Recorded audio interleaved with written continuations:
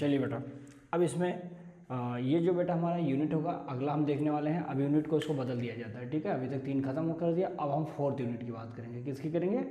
Unit number 4th। Unit number 4th में दोस्त क्या है कि इसमें 2 चैप्टर हैं।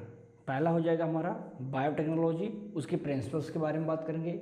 ओवरऑल आपको ये जानना है कि इस चैप्टर्स में हमको पढ़ना है बायोटेक्नोलॉजी, ठीक है। इतनी बात। अब देखो बायोटेक्नोलॉजी में सब 2 चैप्टर कौन से हैं? पहला है प्रिंसिपल, यानी हम उसके प्रिंसिपल एंड प्रोसेस को समझेंगे कि उसके कौन कौन से नियम हैं और उसका प्रोसेस क्या होता है, ये समझेंगे। फिर लगे हाथ इसी में हम दूसरा चैप्टर इसमें शुरू कर देंगे, उसके एप्लीकेशन को।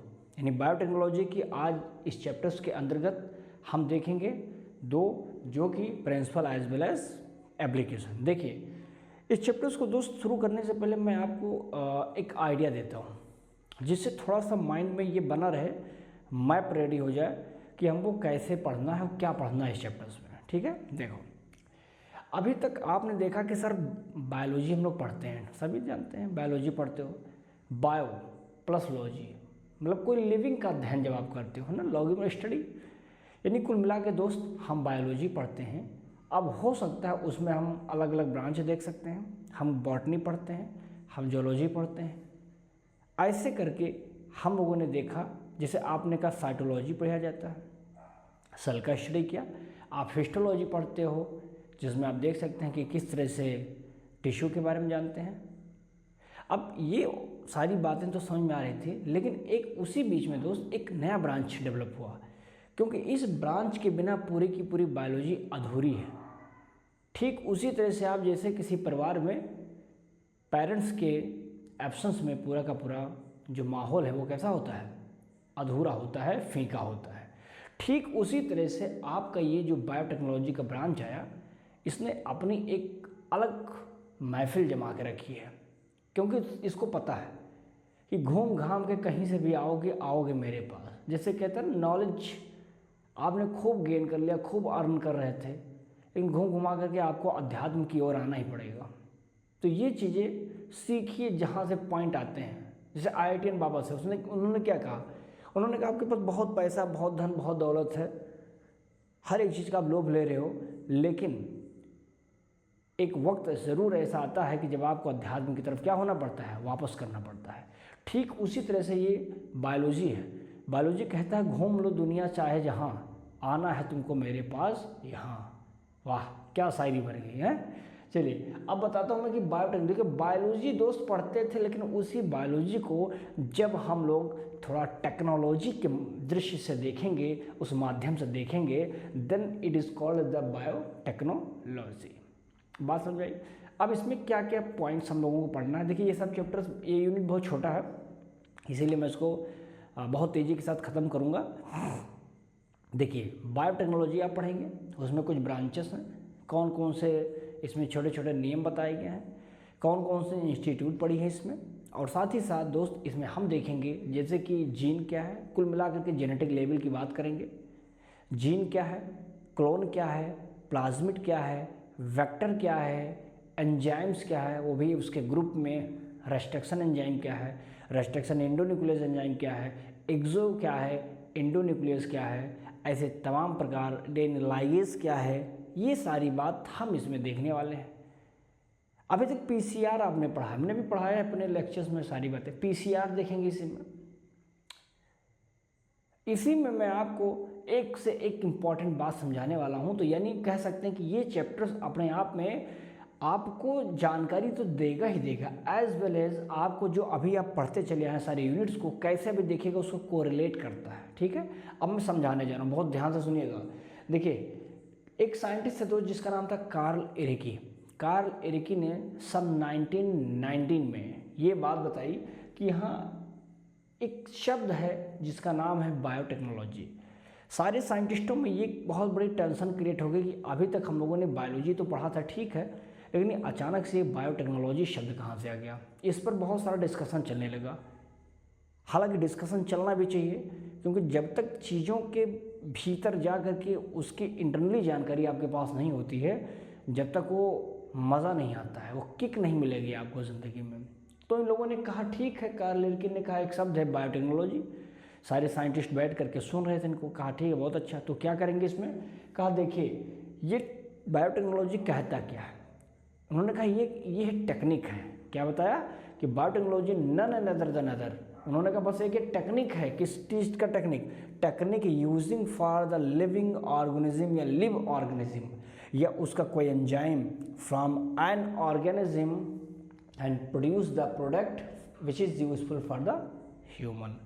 यानी अब देखिए उन्होंने कहा बायोटेक्नोलॉजी एक ऐसी व्यवस्था है, एक ऐसा ट्रिक है, एक ऐसी टेक्निक है जिसके द्वारा तुम किसी भी ऑर्गेनिज्म के अंदर या उसके सेल या उसके टिश्यू से या उससे या कोई माइक्रोब से तुम ऐसा कोई प्रोडक्ट तैयार करोगे जिस प्रोडक्ट्स का यूज़ कौन करेगा, ह्यूमन करेगा।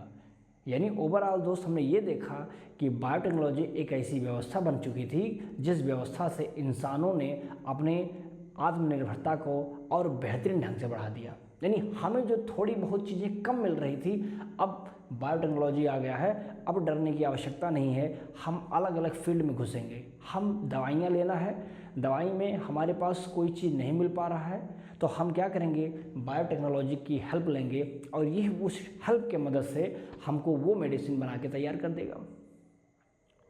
हम खेतों में देखते हैं हमारे जो अनाज होते हैं, हमारी जो क्रॉप होती है उसकी प्रोडक्टिविटी डाउन है, तो आखिर ये डाउन है तो कैसे हम इसको कैसे इन्हांस करेंगे, इसका भी आपको जवाब चाहिए। तो जैसे गूगल बाबा होता है ऐसे बायोटेक्नोलॉजी बाबा है, ये आपको ट्रिक देगा। अपने पौधे को कैसे हाइब्रिड बनाना है, कैसे पेस्टफुल बनाना है, कैसे इंसेक्टिवफुल बनाना है, यानी उसके अगेंस्ट कैसे आपको वर्क करना है, ये सारी व्यवस्था इन्होंने दिया। तो कार्ल इर्की की बात मुझे लगता है आपने देख लिया।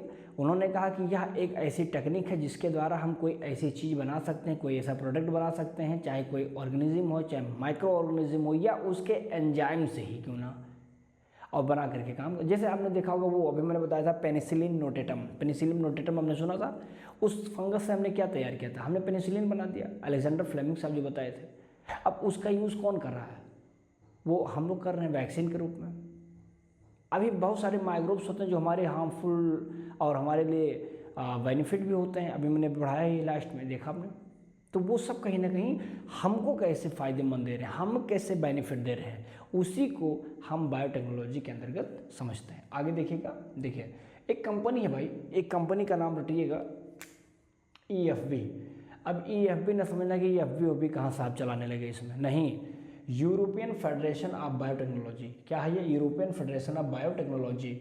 अब इसका एक अलग मत था। उसने कहा देखो कार्ल इर्की चाचा से कहा देखो चाचा ऐसा है कि आपने तो बात बता दिया कि हाँ इंसानों के लिए बहुत अच्छी अच्छी चीज़ें बनाने की जिम्मेदारी बायोटेक्नोलॉजी के पास है, लेकिन मैं भी कुछ कहना चाहता हूँ। बोला क्या बाबू, उसने कहा मैं यूरोपियन फेडरेशन ऑफ बायोटेक्नोलॉजी कहना चाहता हूँ कि, क्या कहा, ट्रेडिशनल एंड देखो ट्रेडिशनल शब्द है, traditional and modern molecular biotechnology. इन्होंने कहा कि इन दोनों को कैसे आपस में जोड़ के रखना हमको। पुराने समय के जो विज्ञान थे, जो साइंस थे, हमने उसको देखा, कहा ठीक है, और आज के प्रेजेंट टाइम में जो साइंस चल रही है मॉलिक्यूलर बेसिस पर, कहा ठीक है दोनों को देख लीजिए। देखा मैंने, कहा उन्होंने कहा मैं दोनों को रिलेट करता हूँ, आपस में जोड़ देता हूँ, और जोड़ करके एक नई जो टेक्निक तैयार करेंगे उसको बायोटेक्नोलॉजी कहते हैं। यानी इन्होंने थोड़ा सा उस पर हस्तक्षेप कर दिया उनकी बातों पे। उन्होंने नॉर्मल बता दिया कि हम कोई ऐसी प्रोडक्ट बनाएंगे जिसका यूज़ वो करेंगे, लेकिन भाई साहब ने कहा कि नहीं, हम पुरानी साइंस को और आज के present time molecular basis of technology को जोड़ करके फिर एक नई ब्रांच क्रिएट करेंगे जिसका नाम बायोटेक्नोलॉजी है। अब यहाँ पे मज़ा आने लगा। उन्होंने कहा ठीक है, उन्होंने कहा उन्होंने कहा the integration of natural science. क्या है, the integration of natural science and organism. किसी भी ऑर्गेनिज्म के सेल से या उसके पार्ट से नेचुरल साइंस को आपस में इंटीग्रेट कर देने से हमारे पास क्या बनते हैं, बहुत सारे प्रोडक्ट्स बनते हैं और फिर उसके सर्विसेज देखने को मिल जाते हैं। तो ये टेक्निक हमने बताया, EFB ने बताया। क्लियर है, आगे देखिए उन्होंने कहा जो बायोटेक्नोलॉजी होता है इसकी मेन 2 कोर टेक्निक है। कौन कौन सी है, 2 कोर टेक्निक। पहला जेनेटिक इंजीनियरिंग। देखो आपने नाम सुना होगा कि साहब ये हमारे यहाँ इंजीनियर साहब आ गए। क्या होना गया, इंजीनियर आ गए। अब इंजीनियर साहब अलग अलग काम देखते हैं। भाई नाम क्यों बड़ा होगा इंजीनियर, क्योंकि कुछ ना कुछ हो मेंटेन करते हैं, कुछ ना कुछ बनाते हैं जोड़ जाड़ करके। तो ऐसे यहाँ पर है बायोलॉजी में कहते हैं कि जब आप बात करते हैं जेनेटिक, जीन लेवल पर इंजीनियर बन जाते हैं। जैसे आपने देखा कि यहाँ तुम्हारी बॉडी में कोई जीन है, ठीक है ना, वो जीन जो है, जॉन कह रहा हूँ, वो जीन जो है, जीन क्या करता है, उसका फंक्शन अच्छा नहीं, यानी कि वो नॉन फंक्शनल है या हमारे लिए हार्मफुल है। हमने उस जीन को क्या किया, हमने देखा, हमने उसको कट किया, कट करके बाहर निकाल दिया, उसके जगह पर या तो कोई नया जीन लगा दिया, तो उसको केवल आइसोलेट कर दिया। तो ये भी तो आपने टेक्नोलॉजी लगाया है। तो जब आप जीन लेवल पर इंजीनियर बन जाते हैं साथियों, तो उसको बोलते हैं जेनेटिक इंजीनियरिंग कहा जाता है। इसमें होता क्या है, अल्टरेशन द केमिस्ट्री, अल्टर माने चेंज करना, किसकी केमिस्ट्री को, ऑफ द जेनेटिक मटेरियल का, यानी डीएनए का, डीएनए की पूरी केमिस्ट्री को चेंज कर देना, that is called the genetic engineering. दूसरा है बायो प्रोसेसिंग, यह भी एक यूनिट है। देखिए मैंने कहा इस चैप्टर्स में या इस पूरे मैराथन में मैं सिर्फ आपको की पॉइंट को एलोबोरेट करने की कोशिश करूँगा। पूरी की पूरी चार्ट आपके सामने दे रखा है मैंने, इसी को एक्सप्लेन करता हूँ। अब मैं एक एक पॉइंट जो स्टार्टिंग लेक्चर वाइज है, वो पॉसिबिलिटी नहीं कि मैं आपको नोट्स बनवाऊँगा, नहीं, वो आप लिखे हैं, पढ़े हैं, बस मैं आपको एक्सप्लेन कर रहा हूँ, रिवाइज करा रहा हूँ। देखिए बायो प्रोसेसिंग क्या करता है, मेंटेन द स्टेरिलिटी, यानी ये मेंटेन करता है स्टेरिलिटी को। अर्थात स्टेरिलिटी का मतलब क्या होता है कि जो माइक्रोबियल एक्टिविटी है ना, उसको क्या करता है, चेंज करता है, उसको क्या करता है, मेंटेन करता है। तो maintenance the sterility, that is the microbial activity. For example लेता हूँ, जैसे मान लेता हूँ कि इसमें आपने कोई एंटीबायोटिक्स बनाया, आपने कोई वैक्सीन बनाया, जैसे मैं लिखा हूँ, उसी के अंतर्गत देखो बहुत सारी चीज़ें और बनती हैं। देखो बहुत सारे फीचर हैं, जैसे एंटीबायोटिक्स है, वैक्सीन है, एंजाइम्स है। मान लेता हूँ कि आपने बायोटेक्नोलॉजी का एक सहारा लिया और आपने कोई एक वैक्सीन तैयार कर दिया। फॉर एग्जांपल कोरोना का, अभी कोरोना चल ही रहा था, आपने देखा है किस तरह से लोग पीड़ित थे, किस तरह से वो एल्बिलाई में जा करके उसको जैम करता था, चेकआउट फंस जाता था उसी में, रेस्पायरेशन करने में, यानी ब्रीदिंग में बड़ी प्रॉब्लम थी, बाहर से किस तरह से ऑक्सीजन लेना पड़ता था। क्या करता है, देखो ये जो एंटीबायोटिक्स आप बना रहे हो ना, या कोई वैक्सीन बना रहे हो, उस वैक्सीन को जब तुम लैब में बनाओ, लेबोरेटरी मेथड में, लेकिन ध्यान देना कि बनाते समय कहीं कोई अलग माइक्रोब्स तो नहीं उसमें चिपक गया है। या एंटीबायोटिक्स तुम बना रहे थे, सांप एंटीवीनम बना रहे हो, अब एंटीवीनम की जगह पे तुमने तो इस नाते बनाया था ताकि हम जो भी जहर, हम सांप काट भी लिया हो किसी को, तो हम उसको इंजेक्ट कर देते हैं इंजेक्शन के माध्यम से, ताकि वो सेफ़ हो जाए। हमने देखा कि उसके अंदर कोई माइक्रोब्स चलाया है, उस माइक्रोब्स का नाम है, मान लो कि कोई शरीर के अंदर जाने वाला माइक्रोब्स था, जैसे मान लो कि टीबी का है, अब वो चला गया माइक्रोब्स उसी में चिपक करके। अब आप सोचिए, उस व्यक्ति को तो आपने सेफ कर दिया, उस व्यक्ति को तो इंजेक्शन दे करके सांप के जहर से बचा लिया, लेकिन जो माइक्रोब्स अंदर टीबी वाला गया है उसका क्या, अब ये तो गया ना। अब वो जब जाएगा दोस्त, तो वो एक प्रकार से शरीर में इन्फेक्शन शुरू करेगा, यानी डिजीज़ शुरू करना शुरू कर देगा। तो क्यों नहीं हम उसको रोक सकते हैं, क्यों नहीं बायो प्रोसेसिंग कर सकते हो, यानी कह सकते हो कि बाहर से जो भी कंटामिनेटेड चीज़ें होती हैं उससे, उस बनाए जाने वाले पर्टिकुलर प्रोडक्ट से बचाना, ताकि उस प्रोडक्ट्स पे कहीं इनका वो शिकार न कर दें और शरीर में कुछ बनने के बजाय और आपके शरीर में कुछ नुकसान देखने को मिले। So that is called the bio processing कहा जाता है, ठीक है ना। आगे देखो, अब मैं आपको इसी बताता हूँ, रिकॉम्बिनेंट डीएनए। दोस्त देखो, रिकॉम्बिनेंट डीएनए, अभी मैं आगे इसको बहरहाल इसको एक्सप्लेन करता हूँ तगड़े से, हालांकि यहीं पर समझ लीजिए थोड़ा सा। रिकॉम्बिनेंट डीएनए कहता है कि जैसे मान लो कि ये एक जीन है, ये एक हमारा जीन है और ये हमारा एक दूसरा जीन है, बाहर का जीन है। हम चाहते हैं कि इस जीन को किसी इस तरह इसको जोड़ दे इसी मिला करके, ठीक है। तो हम क्या करते हैं, इसको पहले ये जीन यहाँ से कट करते हैं इतना, और कट करने के बाद उसी एंजाइम से यहाँ कट करते हैं, ला करके इस जीन को उठा करके यहाँ पे जोड़ देते हैं, और ये बन जाता है हमारा इसे रिकॉम्बिनेंट बन जाता है, यानी कि हाइब्रिड बन जाता है। तो आप देखिए, रिकॉम्बिनेंट डीएनए का मतलब होता है कि जो भी हमारे लिए डिज़ायर्ड, यानी या जो फॉरेन डीएनए है, जो हम चाहते थे कि हमारे पास आ जाए, जैसे मान लेता हूँ, मैं एग्जाम्पल से लूँगा तो ज़्यादा बेहतर समझ में आएगा। आपकी बॉडी में एक सेल है, एक अंग है जिसका नाम है पैनक्रियास, ठीक है, पैनक्रियास है। पैनक्रियास के पास दोस्त क्या होता है, बीटा सेल होता है, जो आइसोलेट ऑफ लैंगरहैंस देखते होंगे, वहाँ पर एक बीटा सेल होता है। बीटा सेल से क्या निकलता है, इंसुलिन निकलता है, ठीक। बॉडी तो अपने अकॉर्डिंग स्लो निकालती है इंसुलिन, लेकिन हम चाहते हैं कि यार हम इंसुलिन की संख्या खूब ज़्यादा बना के बॉटल में शीशी में रख लें, कि जब कभी रिक्वायरमेंट लोगों को दे दें, साथ ही साथ इसको आराम से एक्सपोर्ट भी कर सकें, इंपोर्ट भी कर सकें, बेच सकें बाहर ले जाके। तो आपको क्या है, बॉडी के अंदर से गाड़ोगे उसको नहीं, हम उसको टेक्नोलॉजी के माध्यम से लैब में क्या करेंगे, बेहतर ढंग से बनाने का काम करेंगे। तो हम उस जीन को निकालेंगे, that gene which is the responsible for the produce of the insulin. अभी वो तुमने उस इंसुलिन को निकाला दोस्त, और वही इंसुलिन लैब में ले जा करके आप जितना चाहो उतना इनफाइनाइट नंबर में आप इंसुलिन क्या कर सकते हो, बना सकते हो। ये तब पॉसिबल होगा जब आप उसको रिकॉम्बिनेंट बना लोगे, ठीक है। फिर देखो जीन क्लोनिंग, जब एक बन चुका था तो इसी की खूब ज़्यादा हज़ारों कॉपी बना लेते, उसको जीन क्लोनिंग कहते हैं। अब उस कॉलोनी को ले जाओ और किसी भी होस्ट में क्या करोगे, जैसे ई कोलाई में, वेक्टर वगैरह में इसको ट्रांसफ़र कर दो। फिर देखो ओरिजिन ऑफ रेप्लिकेशन क्या होता है, जहाँ से रेप्लिकेशन शुरुआत होती है उसकी कॉपी बनना शुरुआत हो जाती है। रेप्लिकेशन क्या कहता है, देखो इन chromosome have a specific DNA sequence, chromosomes में एक डीएनए का एक ऐसा पर्टिकुलर स्पेसिफिक डीएनए का सीक्वेंस होता है दोस्त, जो क्या करता है, हेल्प करता है multiply of alien plasmid DNA. जैसे जब बाहर का कोई डीएनए लाते हो तो ऐसा तो है नहीं कि बाहर के डीएनए को प्लाज्मिड में कहीं भी ठोंक दोगे तो रिप्लिकेट करना शुरू कर देगा, नहीं करेगा।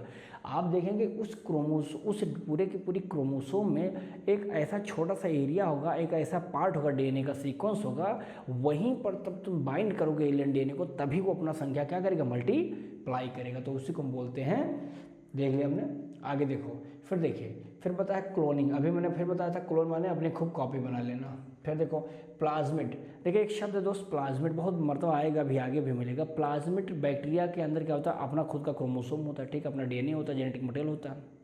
ईश्वर ने कहा कि बैक्टीरिया दोस्त तुम्हारे अंदर तो सब कुछ है, लेकिन मैं तुमको एक ऐसी व्यवस्था दे देता हूँ जो कि नाम होगा उसका प्लाज्मिड। प्लाज्मिड एक क्या होता है, देखो प्लाज्मिड एक autonomously replicating circular extra chromosomal DNA होता है। यानी बैक्टीरिया के शरीर में उसके सेल्फ यानी उसका जो खुद का डीएनए, उसके अलावा भी एक हमारा एक्स्ट्रा जो होता है, एक्स्ट्रा क्रोमोसोमल ऑटोनोमस रेप्लिकेट, अपने आप खुद से अपनी संख्या बढ़ाने वाला एक ऑर्गेनिज्म होता है, एक क्रोमोसोमल पार्ट होता है डीएनए का, उसी का नाम होता है प्लाज्मिड होता है, ठीक है ना। अब देखो चूंकि वेक्टर के रूप में भी ये सब आते हैं। फर्स्ट रिकॉम्बिनेंट, पहला रिकॉम्बिनेंट डीएनए किसने बनाया था, तो देखो इसको 1972 में हमारे थे कौन, स्टैनली कोहेन और हार्बर्ट बॉयर ने 1972 में रेडी किया था। 2 बार ना लिखो, इसको रेडी किया गया था। और साथ ही साथ देखेंगे किसमें, क्योंकि साल्मोनेला टाइफिम्यूरियम नाम की जो बैक्टीरिया थी उसमें एक एंटीबायोटिक रेजिस्टेंट जीन लगा था, तो वो लिंक था उसमें, तो लिंकिंग क्या था, एंटीबायोटिक रेजिस्टेंस जीन लगा था। तो उसको हमने आइसोलेट किया फ्रॉम द प्लाज्मिड डीएनए से, एंड किसकी मदद से, रेस्ट्रिक्शन एंजाइम की मदद से कट किया पीस ऑफ डीएनए को, और फाइनली इसको लिंक कर दिया था हमने प्लाज्मिड डीएनए के साथ। और जैसे प्लाज्मिड डीएनए के साथ यूज़ किया, अर्थात वेक्टर के साथ, जैसे कि आप देखें, जैसे मॉस्किटो आप जानते हैं, मॉस्किटो क्या होता है, एक वेक्टर ही है। मॉस्किटो एक वेक्टर है भैया, किसके लिए वेक्टर है, मलेरिया। आपकी पूरे बॉडिया में मलेरिया फैल जाती है लल्ला, तो ये क्या कौन फैलाता है, यही मच्छरों फैला देती है, फीमेल एनाफिलिस। ये ले जाती है और ठोंक ठा करके इधर उधर लोगों को उसी में इंजेक्शन करना शुरू कर देती है, इंजेक्ट कर देती है, सारा का सारा जो माइक्रोब्स होता है, पैथोजन होता है, बॉडी में इंट्रोड्यूस कर ले जाती है। तो ये प्लाज्मोडियम जो है दोस्त, ये तो मात्र नाम का है, प्लाज्मोडियम ही फैलाता है, जो कि प्रोटोजोन्स होता है वही ले जाता है, मलेरिया का मेन शिकार वही करवाता है, लेकिन प्लाज्मोडियम को कौन लेकर जाता है, आगे पहुंचाता है, तो मॉस्किटो है। तो मॉस्किटो जो देखो आपसे पूछा जाए वेक्टर है, तो वेक्टर एक ऐसा व्हीकल है, कि ऐसा संसाधन है जो किसी भी रोग को या किसी रोगजनक चीज़ को अपने ऊपर बैठा लेता है और किसी इंसान या किसी जानवर या किसी के पास ले जाके छोड़ आता है। जैसे साइकिल होती है, तो साइकिल पे आप बैठ करके स्कूल चले जाते हो, बाइक से कार से कोई छोड़ के चला आता है, फिर कार अपनी लेके चला आता है। ऐसे ही ये है, आपके शरीर में ले जाके रोगों को छोड़ देगा, फिर अपना उड़ के चला जाएगा। तो mosquito act as a vector of the malaria, right. आगे देखना बेटा, फिर दिया है इसमें बहुत सारे स्टेप्स होते हैं दोस्त बायोटेक्नोलॉजी के। कौन कौन से वो स्टेप्स होते हैं बायोटेक्नोलॉजी में, उसको समझिए। जैसे पहला है आइडेंटिफिकेशन एंड आइसोलेशन। जिस जीन से तुम प्यार करते हो, जिस जीन के बिना तुम अधूरे हो, जिस जीन को लगता है यार कि ये जीन मिल जाए तो हम भी ये प्रोडक्ट बना सकते हैं, तो पहले उसको देखो, पहचानो, आइडेंटिफाई करो। जब तुम आइडेंटिफाई कर लोगे तब फिर उसको आइसोलेट करना आसान हो जाएगा, यानी अलग कर लेना। दूसरा देखना, उसको जब देख ले कि हाँ ये अच्छा है, अब इसको कट करो, कटिंग करो, cut off the DNA by the restriction enzyme इसको मदद करता है। अभी मैं कुछ एंजाइम्स का नाम बता दूंगा। फिर देखो, अब जैसे जब कट कर लेते हो तब तुम उसको अलग करते हो, सेपरेट करते हो, किस प्रोसेस के द्वारा, जेल इलेक्ट्रोफोरेसिस, बहुत आसान है। फिर उसकी संख्या एक अच्छे लेवल पर बढ़ाते हो तो पीसीआर की हेल्प लेते हो, पॉलीमरेज चेन ऑफ रिएक्शन लेते हो, ठीक है। फिर क्या करते हो, अब उस जीन को ले जाओ वेक्टर से ले जाओ जोड़ दो, क्योंकि संख्या बढ़ चुकी है, अब ले जाओ वेक्टर में इन्वॉल्व करो तो लिंक जीन वेक्टर। फिर क्या करोगे, अब उसको ट्रांसफ़र करना होगा होस्ट में, अब ये ट्रांसफ़र होगा होस्ट में, और फाइनली जब होस्ट में जाएगा तो वहाँ से आपको कल्चर करना पड़ेगा, यानी कल्चर मीडियम में उसको इंट्रोड्यूस करना पड़ेगा। फाइनली आप बिफोर द मार्केटिंग किस तरह से उसको व्यवस्थित करोगे तो उसको बोला जाता है डाउन स्ट्रीम प्रोसेसिंग कहा जाता है। तो ये जो 8 मैंने पॉइंट दिए हैं, इसी में पूरी की पूरी चैप्टर समाप्त है, इसी में पूरा का पूरा बायोटेक्नोलॉजी खल्लास। समझ आई बात? बहुत जल्दी से इसका स्क्रीनशॉट लीजिए बेटा, फिर मैं आगे आपको और इम्पोर्टेंट बात इस चैप्टर में बताता हूँ। चलिए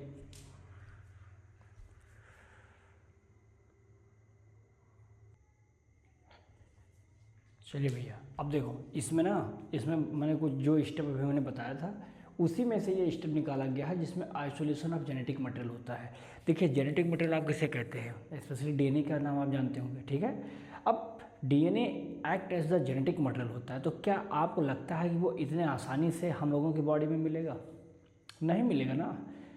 अब भाई देखो ये सेल में होगा, सेल के भीतर होगा, प्लांट में तो कहीं सेल वॉल के अंदर होगा, फंगस है तो कहीं काइटिन से बना हुआ है, तो अलग अलग एंजाइम क्या होगा रिक्वायर्ड होते हैं। जैसे आप देखेंगे सेलुलोज को ब्रेक कर देगा, यानी कि सेल वॉल को तोड़ेगा प्लांट में। काइटिनेज फंगल के सेल वॉल को तोड़कर डीएनए निकाला जाएगा, तभी तो निकलेगा। तो वही चीज़ मैंने बताया है कि प्लांट के सेल को तोड़ेंगे सेलुलेज एंजाइम, सेल वॉल टूट जाएगा, डीएनए आइसोलेट हो जाएगा। टारगेट हमारा है पूरे सेल से हमें सिर्फ डीएनए जेनेटिक मटेरियल निकालना है, वही चीज़ मैंने लिखा आइसोलेट। तो वही चीज़ मैंने किया, प्लांट के सेल वॉल को ब्रेक किया, एंजाइम लिया cellulase, and finally the break हो गया wall and DNA will be the isolate. Bacteria को तोड़ना है तो बैक्टीरिया को आप जानते हैं कि लाइसोजाइम, या आप देख सकते हैं लिख दिया मैंने, लाइसोजाइम नाम के enzyme is very important for the breakdown of the wall of bacteria for the isolation of the genetic material. Like that fungal जानते हैं ना, तो उसी फंगस में आप देखेंगे उसकी जो काइटिन से जो बनी होती है सेल वॉल, अब होगा क्या, उसको तोड़ने वाला जो एंजाइम्स हो उसी के नाम से बस एज शब्द लग गया। देखो एज लग जाए जान जो एंजाइम है, तो काइटिनेज एंजाइम किसको तोड़ने के लिए, फंगल के सेल वॉल को, फिर निकल गया। ऐसे ही बहुत सारे होंगे दोस्त। जैसे देखो अब जब डीएनए निकल आया तो अब देखो मान लेता हूँ कि ये जैसे यहाँ पर ये जैसे डीएनए आ गया, ठीक है, डीएनए आ गया, ये सब टूट करके सेल वॉल टूट गया, यहाँ से ये डीएनए बाहर आ गया। अब ये डीएनए अगल बगल बहुत सारी चीज़ों से लिपटा रहेगा, अभी भी इतना ज़्यादा प्यूरिफाइड नहीं है। हो सकता है कि राइबोसोम से जुड़ा हो सकता है आरएनए से जुड़ा हो सकता है कि लाइपेज या मतलब प्रोटीन से जुड़ा हुआ हो। तो अब हम क्या करेंगे, अब इस डीएनए को भी यहाँ से शुद्ध करने के लिए ब्रेक करना पड़ेगा हमको, कुछ एंजाइम की रिक्वायरमेंट है। जैसे प्रोटीन अगर होगा, प्रोटीन से प्रोटेज से तोड़ दीजिए, प्रोटीन अगर चिपका है उसके अंग में तो जान लीजिए हमको हेल्प करना पड़ेगा किसके साथ, प्रोटेज के साथ, ब्रेक करेगा फाइनली निकल जाएगा। अगर लिपिड है लाइपेज एंजाइम ले लो, अगर आरएनए कहीं चिपका हुआ है तो आरएनएज ले लीजिए, क्योंकि नाम से ही पता चल रहा है कि मैं चाचा उन्हीं को तोड़ूंगा जिसके नाम से मेरा नाम चल रहा है। क्लियर है बात यहाँ तक? तो ये बात होगी। अब देखो ये सब डीएनए को निकाल करके क्या कर दिए, बाहर कर दिए, हो गया काम। आगे देखो अब यहाँ पे होगा दोस्त रेस्ट्रिक्शन एंजाइम। देखिए रेस्ट्रिक्शन एंजाइम को समझिएगा दोस्त, इसको मॉलिक्यूलर सीजर भी कहते हैं। जैसे कैंची होता है तो कैंची कपड़े को काटता है, ऐसे ही जेनेटिक लेवल पर जीन वगैरह को डीएनए वगैरह को कट करने के लिए जो हमें कैंची चाहिए, उस कैंची का नाम है रेस्ट्रिक्शन एंजाइम। हालांकि रेस्ट्रिक्शन एंजाइम इतना आसान नहीं था हम लोगों को जानकारी करने के लिए, क्योंकि जब ये हमें पॉसिबल हुआ तभी हम जान लीजिए जेनेटिक फील्ड में या बायोटेक्नोलॉजी के फील्ड में अपनी दबंगी छोड़ सके थे। कैसे ये पॉसिबल हुआ? 1963 में क्या हुआ कि डिस्कवरी हुई। 1963 में क्या हुआ कि कुछ वैज्ञानिकों ने इस पर विशेष, जैसे अर्बर तो जान लीजिए एक महान है इसके लिए, हैमिल्टन भी थे, उसमें स्मिथ भी जाने जाते हैं। अभी मैं नाम बताता हूँ जिसको 1978 में नोबेल प्राइज़ भी दिया गया है। हालांकि ये इको RI1 पर ये लोग मिल करके, अर्बर वगैरह मिल करके उन्होंने स्पेशल वर्क उनका उसी पर रहा है। देखेंगे 1963 में डिस्कवरी हुआ तो दो तरीके का एंजाइम इनको मिला एक्सक्रेचिया कोलाई में। होता क्या था देखो, जैसे मैं आपको बताऊँ कि दोस्त ये मान लेता हूँ कि ये एक्सक्रेचिया कोलाई है, ठीक है ना। अब ये हमारा मान लेता कोई बैक्टीरियोफेज है, क्या है ये बैक्टीरियोफेज है। ये बैक्टीरियोफेज अपने जेनेटिक मटेरियल को इसके अंदर इंट्रोड्यूस कर रहा है। अब देखा गया कि जब ये बैक्टीरियोफाज जो आ रहा था, बैक्टीरियोफाज आया और सोच रहा था कि इस बैक्टीरिया को ई कोलाई को मार देंगे, तो देखा गया कि इसके जो जेनेटिक मटेरियल नीचे सर के आ गए थे, ये पनप ही नहीं पा रहे थे, अर्थात ये अपने आप को ग्रो ही नहीं करा पा रहे थे। तो लोगों ने सर्च आउट किया कि आखिर what is the main reason for did not grow, ये क्यों नहीं ग्रो किया। उसके लिए उन लोगों ने काफ़ी मेहनत किया और जानकारी किया, तो पता लगा कि ई कोलाई में 2 स्पेशल टाइप के एंजाइम हैं जो हेल्प करते हैं कि इनके अंदर किसी विशेष प्रकार का जीनोम ना आ सके, और आए भी तो हम उसको खल्लास कर दें। क्या कर दें? खल्लास। क्या है देखो उन्होंने बताया 2 एंजाइम कौन सा था, तो देखो जो कि क्या करते थे, which restricted the growth of bacteriophage, जो मैंने आपसे बताया। पहला एक था मेथिल ग्रुप, क्या नाम था? Methyl group. तो मेथिल ग्रुप का काम क्या था, समझाता हूँ मैं। देखो मेथिल ग्रुप बेटा क्या था कि इसके शरीर के अंदर ई कोलाई में एक ग्रुप था मेथिल ग्रुप, और मेथिल ग्रुप क्या करता था, अपने जेनेटिक मटेरियल को क्या करता था, वो मेथिलेटेड कर देता था। Now the question is that, methylated कर देता था, क्यों? ये क्यों? इसलिए ताकि वो अपने जेनेटिक मटेरियल को अच्छे से आसानी से आइडेंटिफाई कर सके। जब दूसरा वाला आएगा कोई दूसरे शरीर का जेनेटिक मटेरियल, तो उसके पास मेथिल होगा नहीं, क्योंकि वो पता है कि ये सिर्फ ई कोलाई अपने पे रखा हुआ है। दूसरा आएगा तो जान जाएगा इस पर मेथिल है नहीं, ये मेरा नहीं है, इसको मार गिराओ, चाहे जितना खास क्यों ना हो। तो इसीलिए अपने जेनेटिक मटेरियल पर मेथिलेटेड कर देता है मेथिल ग्रुप के द्वारा। और दूसरा होता है कट डीएनए होता है, जो उसी का नाम कुछ समय बाद पता लगा कि later on that is called the restriction endonuclease enzyme.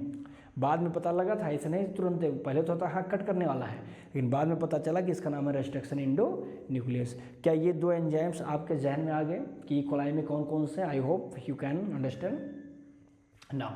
पता लगा दोस्त, इसमें अर्बर चाचा, हैमिल्टन, ओ स्मिथ, नाथन्स, इन 3 लोगों ने इस पर ज्ञान अध्ययन करने की वजह से 978 में इनको नोबेल प्राइज़ दिया गया। फर्स्ट री एंडोन्यूक्लियस एंजाइम पूछा जाता है कि फर्स्ट रेस्ट्रिक्शन एंडोन्यूक्लियस एंजाइम का नाम क्या था, तो हिंड। देखो हिंड सेकंड, नाम है हिंड सेकंड, लेकिन ये पहला था, hind second is the first. इसमें रिकॉग्नाइजेशन सीक्वेंस पाया जाता है, रिकॉग्नाइज करने वाला, मतलब ये जैसे मलयालम है तो ये इसको पहचान करेगा, जिसको पैलेंड्रोमिक साइट भी कहा जाता है, मैं आगे बता दूंगा भाई। अच्छा, ये ऐसे नहीं काट देता था कि मैं आ रहा हूँ, ये डीएनए है, मैंने कट कर दिया यहाँ से, नहीं, एक विशेष एक स्पेसिफिक जगह होगा, यानी उसके पास एक रिकॉग्नाइजेशन साइट होगा, पहचान करेगा, और जब तक पहचान नहीं करेगा, जब तक नहीं काटेगा, यानी कि वो पहचानना ज़रूरी है। अगर आप जैसे जाते तो आपको एक पहचान है कि हमको मदद किसकी, अगर हमारा कोई फैमिली मेम्बर है तो आप उसकी मदद और तगड़े से करते हो। तो यानी अपने लोगों की पहचान करने की साइड इसके पास है, जिसको बोलते हैं रिकॉग्नाइजेशन सीक्वेंस के नाम से जानते हैं। तो ये बात हो गई। आगे देखो, बताया गया था कि इसमें जो था, ये भाई साहब लोग जो हैं, इन लोगों में एक क्वालिटी था हिंड सेकंड में। ये लगभग आज के प्रेजेंट टाइम में बताया गया कि लगभग 900 रेस्ट्रिक्शन एंजाइम सर्च आउट हो चुके हैं, ढूंढे जा चुके हैं। कितने बेटा? 900 रेस्ट्रिक्शन एंजाइम की खोज हो चुकी है। मात्र 230 स्ट्रेन ऑफ बैक्टीरिया, 230 अलग अलग जातियां जो बैक्टीरिया की हैं, इन्हीं के द्वारा 900 रेस्ट्रिक्शन एंजाइम की खोज हो चुकी है। ये दोस्त जो हमारा न्यूक्लियस एंजाइम होता है, रेस्ट्रिक्शन एंडोन्यूक्लियस एंजाइम, ये लोग एक एंजाइम जो होता है उस ग्रुप से बिलोंग करते हैं, बहुत बड़ा ग्रुप होता है, उस ग्रुप का नाम है न्यूक्लियस एंजाइम। क्या नाम है? न्यूक्लियस। 2 प्रकार के होते हैं, एक होता है इंडोन्यूक्लियस, एक होता है एक्सोन्यूक्लियस। अब क्वेश्चन आता है, सर इंडो और एक्सोन्यूक्लियस कैसे जान पाएंगे? देखो, एक्सो माने बाहर, इंडो माने अंदर, यही तो होता है ना। तो एक्सो माने बाहर, जैसा देखो यहाँ बताता हूँ, समझ लीजिए भाई, ये सब चीज़ें, ये मान लो डीएनए है, ठीक है ना, ये डीएनए, इस पर बहुत सारे इससे न्यूक्लियोटाइड लगे, AGTC, ये लगा हुआ है। अब देखो मैंने कहा कि सर इंडो, पहले तो एक्सो समझो। एक्सो कहता है कि द रिमूव या the cut the nucleotide on the terminal region of the, देखो ये जिस तरह से यहाँ लगा, ये देखो इसको कट करेगा, इसको कट करेगा, यानी किनारे किनारे हिस्से को कट करने वाले न्यूक्लियोटाइड को कट करने के लिए जो एंजाइम लग रहा है, क्या नाम है उसका? एक्सोन्यूक्लियस। इंडो कहता है कि हम बीच में आएंगे, it can cut on the mid of the genetic material of the nucleotide. इस न्यूक्लियोटाइड को कट करने के लिए, यानी कि जो मिड में है, बीच में है, उसको कट करने के लिए जिस एंजाइम की जरूरत पड़ती है, उसका नाम है क्या हमारा? Indo nucleus enzyme. सही बात है यहाँ तक? आगे देखो, इसको देखो मैंने बताया मॉलिक्यूलर सीजर के नाम से जानते हैं, अभी मैंने पहले ही बता दिया है। देखो मैं बहुत ज़्यादा जाता हूँ, लेकिन वो सब बातें इसमें आ जाती हैं, समझिएगा। जैसे इन्होंने बताया कि सर बहुत सारे ऐसे बैक्टीरिया होते हैं, मैनी बैक्टीरिया डिफेंस करते हैं अपने मैकेनिज्म। जैसे एक इसमें तो आपने देख लिया कि हाँ ई कोलाई ने किस तरह से अपनी अपने आप को, अपने दबदबे को फेमस करने के लिए अपने अंदर 2 प्रकार के एंजाइम मेथिल ग्रुप को छोड़ दिया और साथ ही साथ इसमें रेस्ट्रिक्शन एंडोन्यूक्लियस देख लिया। लेकिन और सारे जो बैक्टीरिया होंगे तो वो कैसे करते होंगे, तो उसी को बताया गया है कि मैनी बैक्टीरिया डिफेंस करते अपने मैकेनिज्म उनके अंदर पाया जाता है। उस डिफेंस मैकेनिज्म का नाम होता है restriction modification system. Restriction modification system RMS, अरे MS ना समझ लेना, MS धोनी ना जान लेना, तो ये RMS है। क्या है नाम है? Restriction modification system.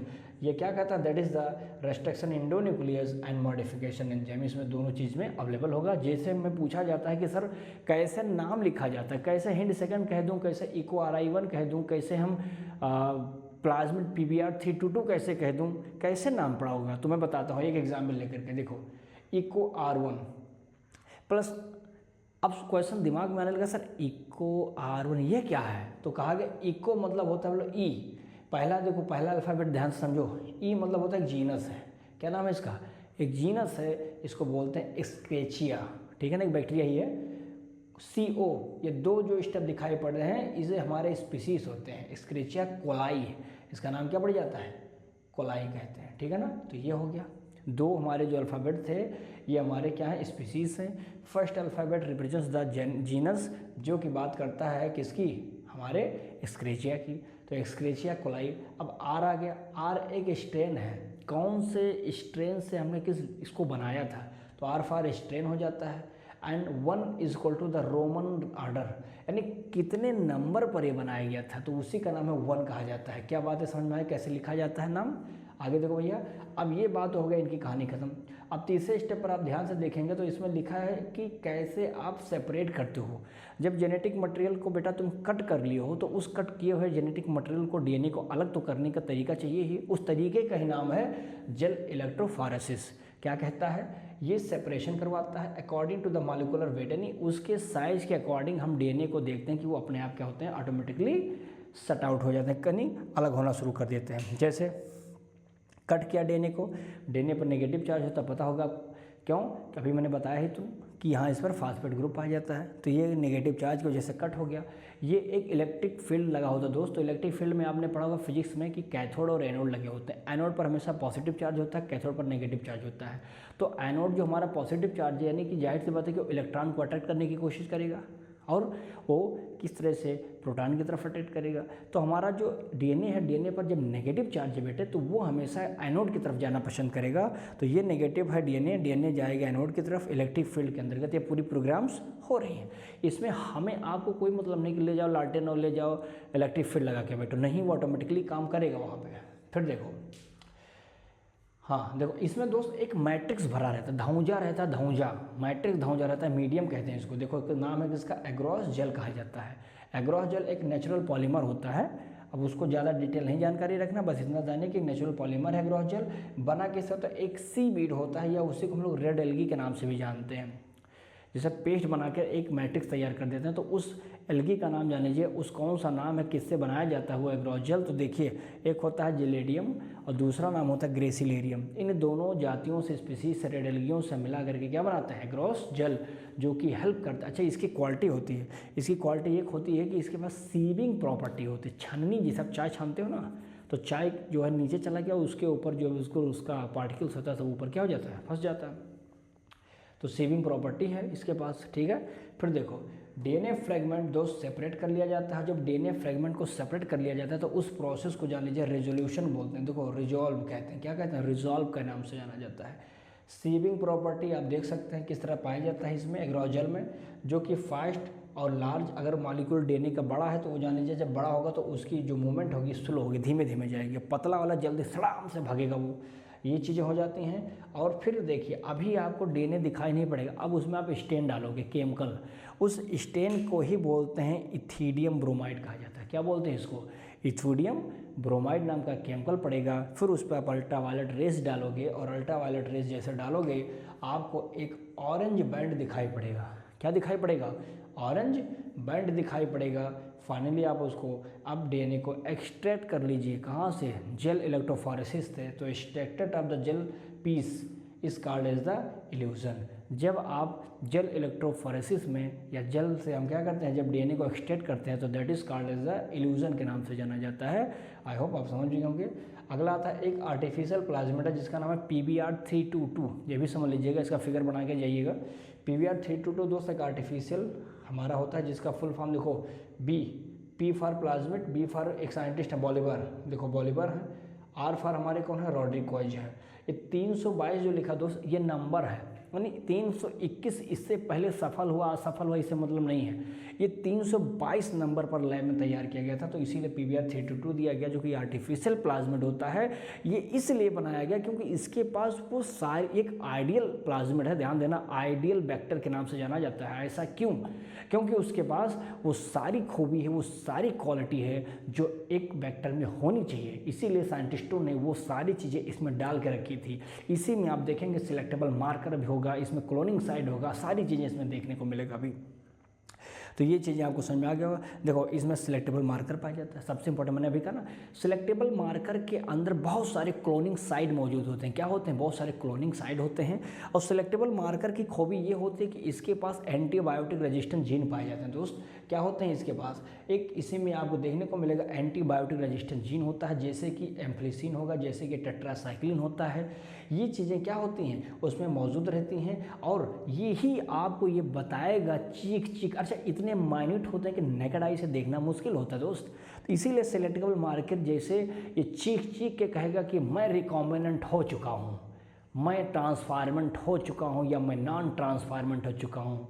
ये कौन बताएगा? तो ये सिलेक्टेबल मार्कर चिल्ला के उछल के दूधू बित्ता बताता है कि मैं ऐसा हो चुका हूँ। इसीलिए लोगों ने सोचा, साइंटिस्टों ने, क्यों ना इसके अंदर सिलेक्टेबल मार्कर छोड़ दिया जाए और ये सारी बातें बताना शुरू कर दे। तो इसीलिए मैंने कहा कि ये चीज़ बताएगा दोस्त कि यहाँ ये ट्रांसफार्मेंट हुआ है कि नॉन ट्रांसफार्मेंट हुआ है, ये रिकॉम्बिनेंट हुआ है कि नॉन रिकॉम्बिनेंट हुआ है, मतलब जुड़ा है कि वैसे चला गया है। अगर नहीं जुड़ा है, नॉन रिकॉम्बिनेंट है तो बेकार है, और रिकॉम्बिनेंट हुआ है तब उसकी कॉपी तैयार होगी तो अच्छा है। ऐसे ही ये ट्रांसफार्मेंट है कि नॉन ट्रांसफार्मेंट है, ये सब चीज़ें बताने वाली जो और पार्ट होते हैं इसको बोलते हैं सिलेक्टेबल मार्कर कहते हैं। जो कि ये मार्कर ना समझ लेना मेरे बाबू, ये वाला, हाँ नहीं तो सोचिए मार्कर बस पढ़ा रहे, यही तो नहीं बता रहे सिलेक्टेबल मार्कर है, नहीं, ये आपको पहचान करा रहा अक्षरों से। हाँ जेनेटिक लेवल पर बात करो, बहुत समझते हो। देखो ये हो गया। फिर देखो इसके अंदर एक चीज़ और होता है ORI site, origin of replication. कहाँ से शुरू करोगे? अपने मनमानी कर लोगे, कहीं से छोड़ के आओगे? नहीं, एक विशेष जगह होगा ओआरआई साइट, उसमें होना जरूरी है दोस्त, जहाँ से रेप्लिकेशन स्टार्ट होगा। फिर देखो इसी में क्लोनिंग साइट होगा, यानी जिससे लिंक्ड करोगे जीन को और वो जीन अपना रेप्लिकेट करेगा। जहाँ से अपने पर्टिकुलर एलियन डीएनए को तुम नंबर ऑफ उसकी बढ़ाना चाहते हो, मल्टीप्लाई कराना चाहते हो, वो चीज़ यहाँ पर मौजूद है। यानी क्लोन करने की एक पर्टिकुलर साइट है, कहीं नहीं कि लाके गोले में ठोंक दोगे कहीं पे और चाहे जहाँ चिपका दोगे कि अपनी नंबर बढ़ा लेना, नहीं करेगा। वो कहेगा मेरा एक विशेष जगह है मित्र, वही क्लोनिंग पर लाओ, वो साइट है वहीं पे छोड़ जाओ, मैं लिंक करवा दूँ, मैं रेप्लिकेट करके रख दूँगा आपके सामने। तो ये चीज़ें बताएंगे। फिर देखिएगा मैं जैसे एग्जांपल देता हूँ, जैसे रेट्रोवायरसेस आप जानते हैं कि एनिमल्स के रूप में, एनिमल में प्लाज्मिड के रूप में जाना जाता है। ऐसे प्लाज्मिड तो आप जानते होंगे, जैसे बैक्टीरियोफाज भी इसी में आता है, कास्मिड भी इसी में आता है, सब इसी के प्लाज्मिड ही हैं ये सब।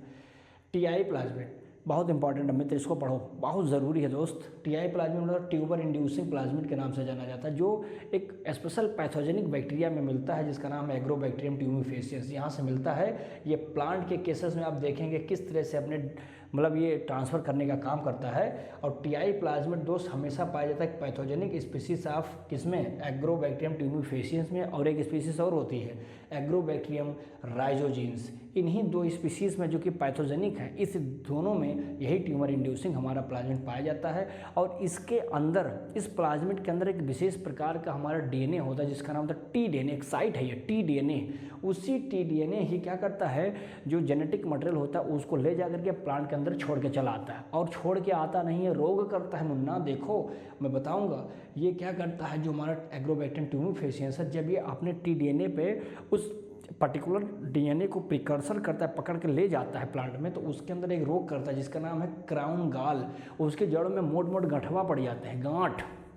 अब तुम बताओ, जड़ हो गया, उसके स्टेम्स हो गए, इतने बड़े बड़े गांठ बन जाएंगे तो पौधा धीरे धीरे क्या करेगा, डिस्ट्रॉय होने के कगार पे आ जाएगा। ऐसे ही ये एग्रोबैक्टीरियम राइजोजीन्स जो होता है, इसमें भी एक जो होता है ना, इसका जो जैसे टी आई प्लाज्मिड वहाँ पे था, यहाँ पर क्या है, यहाँ पर आर आई प्लाज्मिड इसके अंदर पाया जाता है। तो आर आई प्लाज्मिड किसके अंदर है, राइजोजीन्स के अंदर है। देखो तो इसका है, ये भी एक रोग करता है जड़ों में। क्या करता है, हेरी रूट डिसीज, पूरा का पूरा जड़ा लगता है जो झोंटा है ना, जिसे लगता है घघरा की तरह मुंह बाके फैला हुआ है, बिल्कुल बहुत बड़े बड़े एकदम हेयर लाइक स्ट्रक्चर दिखाई पड़ेंगे। तो ऐसे ऐसे रूप दिखाई देंगे कि आप डर जाओगे कि पौधा है कि चुड़ैल उड़ैल बैठा है। तो ये चीज़ें दिखाई पड़ता है यहाँ पर। कैसा होता है एग्रोबैक्टीरियम ट्यूबिफिकेशन, तो ग्राम नेगेटिव होता है, सॉइल में होता है। इसके अंदर आप देखेंगे इनसाइड टीडीएनए पाया जाता है दोस्त। और टीडीएनए के अगल बगल आप देख सकते हैं यहाँ पर कि जैसे टीडीएनए है, तो ये टीडीएनए के अगल बगल यहाँ पर ऐसे बहुत सारे ऐसे यहाँ पर आपको क्या दिखाई पड़ेंगे, बहुत सारे बॉर्डर सीक्वेंस दिखाई पड़ेंगे। ये बॉर्डर सीक्वेंस इसलिए होता है ताकि जो प्लांट का जीनोम होता है इसके साथ इंटीग्रेट कर सके, ये इंटीग्रेट कर सके। एंड फाइनली आप देखेंगे कि जब इंटीग्रेट करेगा तब नॉर्मल सेल हमारा चेंज हो जाता है किसमें, ट्यूमर में, ट्यूमर सेल में। ज़्यादातर डाइकॉट प्लांट में ये देखने को मिलता है। ठीक है, बहुत जल्दी इसका स्क्रीनशॉट लीजिए।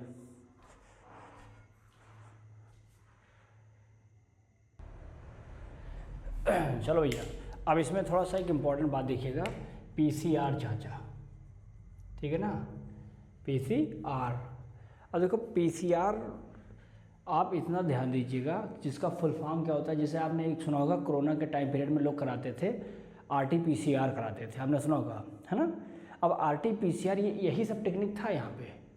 तो आपको क्या करते थे, उपाय लेते थे, नकाम में घुसेड़ देते थे, और नकाम में जब घुसेड़ देते तो आप झटका खाते थे, जिससे केमिकल के माध्यम से पता चलता था कि हाँ वो कोरोना है कि नहीं है। तो यानी कुल मिला करके PCR क्या करता है, फुल फॉर्म देखो, polymerase chain of reaction, polymerase chain of reaction. ये देखिए, अगर नंबर स्केल बड़ा करना है आपको, किसी प्रोडक्ट को बेचने के लिए बहुत ज़्यादा मात्रा आपको चाहिए ग्रो कराने के लिए, तब आप इसका यूज़ करते हो। और इसके बाप के पास जाओगे तो बाप कहेगा कि हमारे पास अथाह है बायोरिएक्टर हूँ मैं। तो अब दोनों ट्रिक ही हैं इसमें दोस्त। सिर्फ आपका जो डिज़ायर डीएनए था, जिसको आपने क्लोन किया, जिसको आपने धीरे धीरे क्लोनिंग के सिस्टम से उसको रिकॉम्बिनेंट बनाया, फिर उसको आपने किस तरह से वेक्टर का यूज़ किया, कहाँ कैसे होस्ट में लिया, अब उसकी संख्या को बढ़ाने के लिए पीसीआर ने यूज़ कर लिया आपने। क्या करता है पॉलीमरेज चेन ऑफ रिएक्शन, कहता है कि मेरे पास आओगे तो मैं आपके नंबर को बढ़ा दूंगा, एक कम समय लूँगा और number of copy will be increase. There are the 3 steps, 3 step हैं दोस्त। अब कैरी मुलिस चाचा आ गए इसमें, इनका बहुत बड़ा योगदान है इनमें। कैरी मुलिस 1985 में यही सब बताए थे। क्या बताया उन्होंने, कहा पहला डीनेचुरेशन होगा। डीनेचुरेशन मतलब क्या होता है, देखो डीनेचुरेशन का मतलब मैं बता देता हूँ, बस समझ लो। जैसे दोस्त ये मान लो कि यहाँ पे ये हमारा डीएनए हो जाए, ठीक है ना। डीएनए क्या है, ये डबल स्ट्रैंड डीएनए है, समझिएगा, ये डबल स्ट्रैंड डीएनए है। अब इस डीएनए के ऊपर बहुत सारे क्या होते हैं, हाइड्रोजन बांड ऐसे लगे होते हैं, ठीक है ना भाई, बेस पेरे तो था। तो ये हाइड्रोजन बांड को किसी तरह से तुमको ब्रेक करना है, हाइड्रोजन बांड को क्या करना है, यहाँ से ब्रेक करना है। जब ये हाइड्रोजन बांड ब्रेक करेगा तो यहाँ पर आप देखेंगे तो ये अपनी अपनी कॉपी क्या हो जाएगी, अलग हो जाएगी, ये तो होगा ना। यानी अब मान लेता हूँ कि ये कॉपी दोस्त अलग हो गई, तो ये अगर 5 पे था ये 3 हो जाएगा, क्योंकि एंटी पैरेलल होगा, आपको पहले बताया मैंने। अब यहाँ पे ये बन के हमारा तैयार हो गया, ये बन के यहाँ पे तैयार हो गया। अच्छा होता क्या, जब आपने डीनेचुरेशन कर दिया, यानी डीनेचुरेशन कब क्या होगा, जब टेम्परेचर तगड़ा आपने दिया होगा। यानी टेम्परेचर देखो लगभग 90 से लेकर 94 डिग्री सेंटीग्रेड, इतना ज़्यादा टेम्परेचर। सोचिए हमारे ऊपर अगर 25 से 30 के बीच में टेम्परेचर होता तो हम लोग बिल्कुल आग बबूले हो जाते हो। अब यहाँ पर देखो 90 से 94, इतना ज़्यादा टेम्परेचर आप उसको प्रोवाइड करवा रहे हो, और पूरे के पूरे डबल स्ट्रैंड डीएनए को आप तोड़ना चाहते हो। यानी उसके अंदर उसकी क्या बोलते हैं, उसकी जो मजबूती उसको आप डाउन करना चाहते हो। तो आपने इसको तोड़ दिया और फाइनली आपने देखा टेम्परेचर बढ़ा दिया डबल स्ट्रैंड डीएनए के ऊपर, ये काम हो गया। अब ये टूट चुका है, अब ये धीरे धीरे टेम्पलेट में कन्वर्ट हो गया लल्ला। टेम्पलेट आप जानते हो ना कि double strand of DNA become the separate two form a template, template ही आगे जाएगा, अब अपनी कॉपी तैयार करेगा। अब यहाँ से देखो ये बन के तैयार हो गया। अब क्या करेंगे, दूसरा स्टेप है एनिलिंग। एनिलिंग के लिए भी 50 से 60 डिग्री सेंटीग्रेड टेम्परेचर चाहिए। इसमें बहुत सारे छोटे छोटे ओलिगोन्यूक्लियोटाइड सीक्वेंस चाहिए इनके लिए, और उस ओलिगोन्यूक्लियोटाइड सीक्वेंस का नाम है प्राइमर कहा जाता है। यानी अब इसमें तुम ऐसे प्राइमर छोड़ दोगे इसी में, ये और प्राइमर मान लो कि ये ए है, ये जी है, ये टी है, इस पर भी ऐसे लगेगा, इसे। अब ये अपना अपना कॉम्प्लीमेंट्री देखेगा दोस्त। ये एक मशीन है, उस मशीन में सब डाल दिया जाता है पहले ही, और डालने के बाद आप आराम से पेश आ जाइए, बहुत आराम से सो जाइए, बैठिए चुपचाप, ये सब कार्यक्रम अपने करेगा। अब ये जो प्राइमर आपने ओलिगोन्यूक्लियोटाइड के सीक्वेंस डाल रखे हैं इसमें, ये प्राइमर जाएगा और उसी डीनेचर डीएनए के पास चिपक कर अपना कॉपी बनाएगा। अब ये देखेगा कि मेरे पास AGT है, तो मैं किसके साथ जुड़ूँ, तो आपको मैंने बताया होगा A है, G है, T है, C है। A हमेशा T के साथ डबल में, और G हमेशा ट्रिपल बॉन्ड C के साथ। तो ये अपनी बॉन्ड बना रहा है, क्योंकि अब यही काम यहाँ होगा। बस थायमिन यूरोसेल का अंतर है DNA RNA वाले में। अब ये जहाँ पर भी अपना बेस पेयर होगा, ये बेस क्या करेगा, न्यूक्लियोटाइड अपने अपोजिट क्या करेगा, अपनी एंटी पैरेलल क्या बनाएगा, एक कॉपी तैयार करना शुरू कर देगा। अर्थात एंटी पैरेलल मतलब नहीं, मतलब ये समझिए कि हाँ वो अपोजिट अपनी एक कॉपी तैयार होगी। अब ये धीरे धीरे जुड़ते चले जाएंगे और बहुत सारे DNA बनना शुरू हो जाएगा। तो यानी एनेलिंग कहता है कि हम आपको ओलिगोन्यूक्लियोटाइड सीक्वेंस देंगे, जो कि प्राइमर के नाम से जाना जाता है। प्राइमर जाएगा, अपना अपोजिट देखेगा और उससे जुड़ जाएगा और अपनी कॉपी बना के तैयार कर देगा। तो ये काम होता है। टेम्परेचर कितना मांगता है ये बेचारा, 50 से 60। इसको प्राइमर कहते हैं। ये हमेशा 3' OH पर क्या होता है, ये अटैच हो जाता है, 3 वाले पे अटैच होगा। फिर एक होता है दोस्त इसमें पॉलीमराइजेशन, या इसको एक्सटेंशन के नाम से जानते हैं। क्या कहते हैं, पॉलीमराइजेशन या एक्सटेंशन। अर्थात अब आप देखेंगे खूब ज़्यादा इसकी कॉपी बनके यहाँ पर तैयार हो जाएगी। फिर इसको आप छोड़ देंगे सेल में, खूब ज़्यादा बनते बनते अपनी कॉपी तैयार हो जाएगी।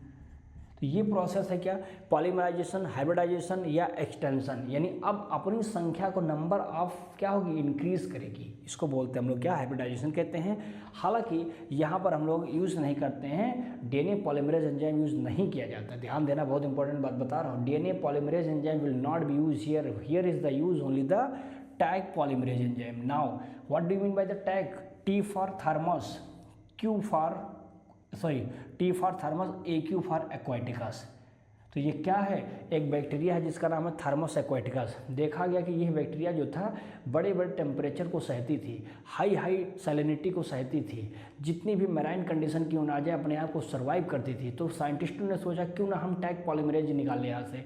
तो देखा गया कि जो टैग वाला जो जीन था, हमने इसको आइसोलेट किया, क्योंकि वो सारी क्वालिटी हम चाहते थे कि हम जो एक्सपेरिमेंट करें वहाँ पर काम आ जाए। बस उन्होंने उस जीन को उठाया और टैग पॉलीमरेज यूज कर दिया PCR के केसेस में। और यहाँ पर इसके ये थर्मोस्टेबल होता है, जोर ध्यान देना, थर्मोस्टेबल है।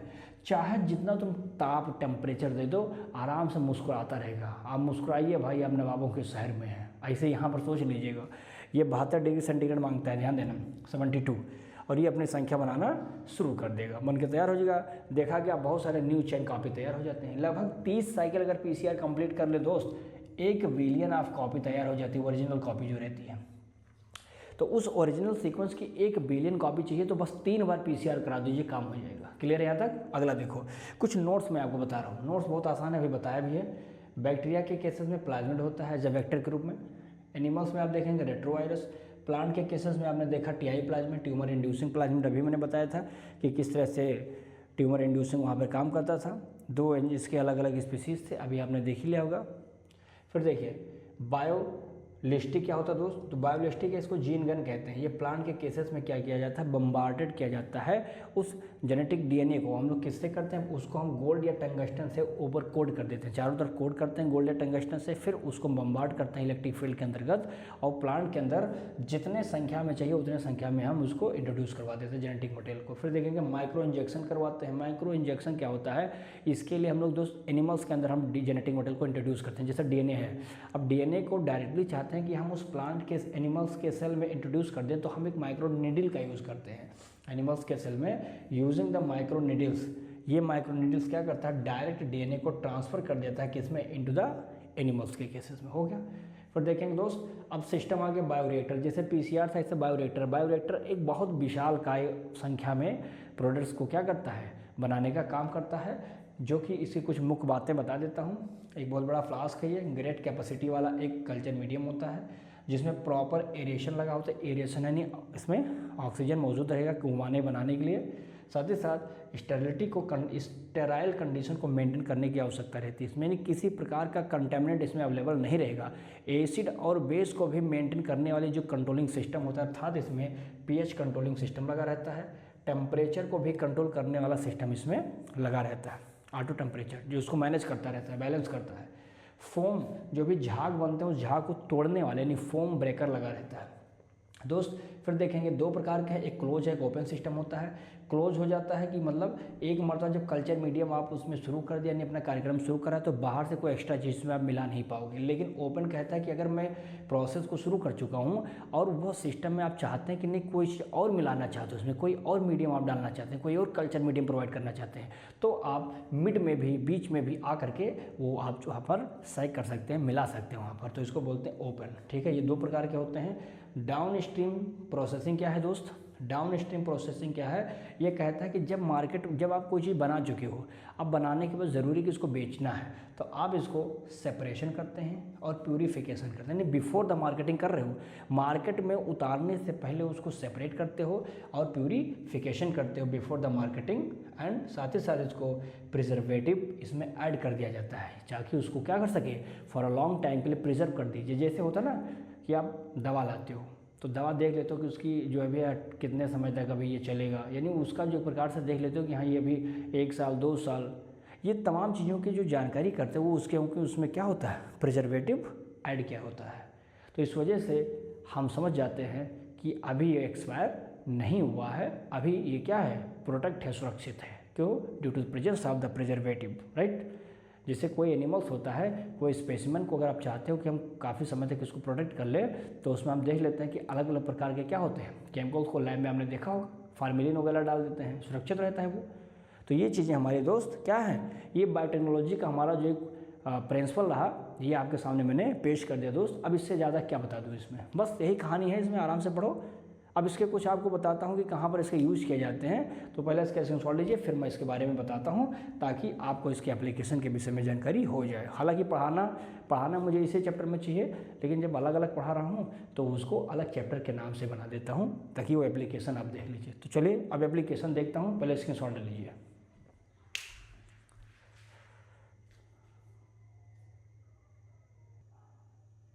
चलो भैया, अब इसमें देखो, अब मैं आपको बायोटेक्नोलॉजी के कुछ एप्लीकेशन को भी बता देता हूँ। काफ़ी ये चैप्टर बहुत छोटा है, इसमें कुछ है नहीं, 2-4 पॉइंट है वो एक्सप्लेन करता हूँ, सब नहीं पढ़ना है।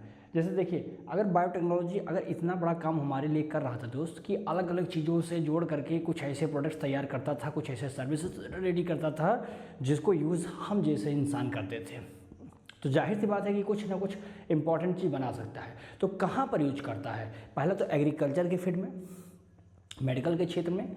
ऐसे स्पेशल 2 ही पॉइंट आप दिमाग में रखिए कि हमको मेडिकल के क्षेत्र में और यहाँ पर यूज़ करना है कि कैसे हम एग्रीकल्चर में यूज़ करेंगे। देखिए किस प्रकार से ये हमारे लिए बेनिफिट होने वाला है। तो सबसे पहले तो आप ये जानिए दोस्त कि एग्रीकल्चर में क्या होता था, पहले के लोग हम लोग कैसे यूज करते थे। हम लोगों ने क्या किया, इंसेक्टिसाइड डाल दिया, अभी मैंने आपको बताया इंसेक्ट को मार दिया, हमने हर्ब को मारने के लिए हर्बिसाइड डाल दिया, हमने वीट खरपतवार को मारने के लिए वीडिसाइड डाल दिया, इंसेक्ट यानी अलग अलग चीज़ों को मारने के लिए उसके साइड का यूज़ कर दिया। लेकिन उसके बदले में क्या था, कुछ फ़ायदेमंद चीज़ें जो हमारे लिए थी वो भी बेचारी मर जाती थी। हम लोगों ने सोचा यार क्यों ना हम अपना जो है रुख बदले ऑर्गेनिक की तरफ, हमने ऑर्गेनिक फार्मिंग भी शुरू किया है। देखो जैसे हमने कहा ऑर्गो केमिकल हमने किया, केमिकल बेस्ड था ये, पेस्टिसाइड हर्बिसाइड ये सब किया था, तो ये चीज़ें बहुत लंबे समय तक किया, फ़ायदा था। लेकिन जब हमने देखा कि इससे ह्यूमन के हेल्थ पर इसका प्रभाव पड़ता है, as well as there are so many beneficial animal will also kill, ऐसा लोगों ने कहा कि मर जाएंगे, तो क्यों हम इसको यूज़ करें। तो फिर हमने मुखातिब किया किसकी तरफ, ऑर्गेनिक फार्मिंग की तरफ। ऑर्गेनिक फार्मिंग दोस्त एक इको फ्रेंडली था, बहुत ही ज़बरदस्त तरीके से, everyone want to use to this one. इसमें होता क्या था, एक सस्टेनेबल था, यानी आप तो यूज़ कर ही कर पाओगे और आप ऐसी छाप छोड़कर चले जाओगे जिसका यूज़ आने वाली आपकी जनरेशन भी अच्छे तरीके से क्या कर पाएगी, यूज़ कर पाएगी। तो दैट इज़ द सस्टेनेबल, यानी उसकी सस्टेनेबिलिटी बेहतर तरीके की थी, as well as eco friendly थी। जैसे आप मैन्योर का यूज़ करते हो, आप मत डालो खाद वगैरह कुछ उस पर, आप गोबर इकट्ठा करो, जानवर का जो काऊ का डग होता है ना उसको घूर बना दो, उस घूर पर मशरूम भी उगेगा, उसको भी चाप कर सब्जी खाओ। साथ ही साथ जब वो उगेगा, पानी गिरेगा, आपस में ह्यूमस बनेंगे, मॉइस्चर हो जाएगा, खूब ज़्यादा फर्टिलाइजर उसमें माइक्रोब्स डेवलप करेंगे, फाइनली वो क्या बनाएगा, एक मैन्योर तैयार कर देगा। और उस मैन्योर्स को आप ले जाओ और खेतों में छीट के आओ, उसके बाद उसकी जो उर्वरकता होगी, उसकी जो फर्टिलिटी होगी, ज़बरदस्त तरीके का, कोई खाद वो तो आपको नहीं दे पाएगा। ठीक है, ये हो गया। हमने ग्रीन रेवोल्यूशन देखा, 1960 से 70 के दशक में दोस्त क्या था कि हमारे पास अनाजों की बड़ी कह सकते हैं दिक्कत आने लगी थी।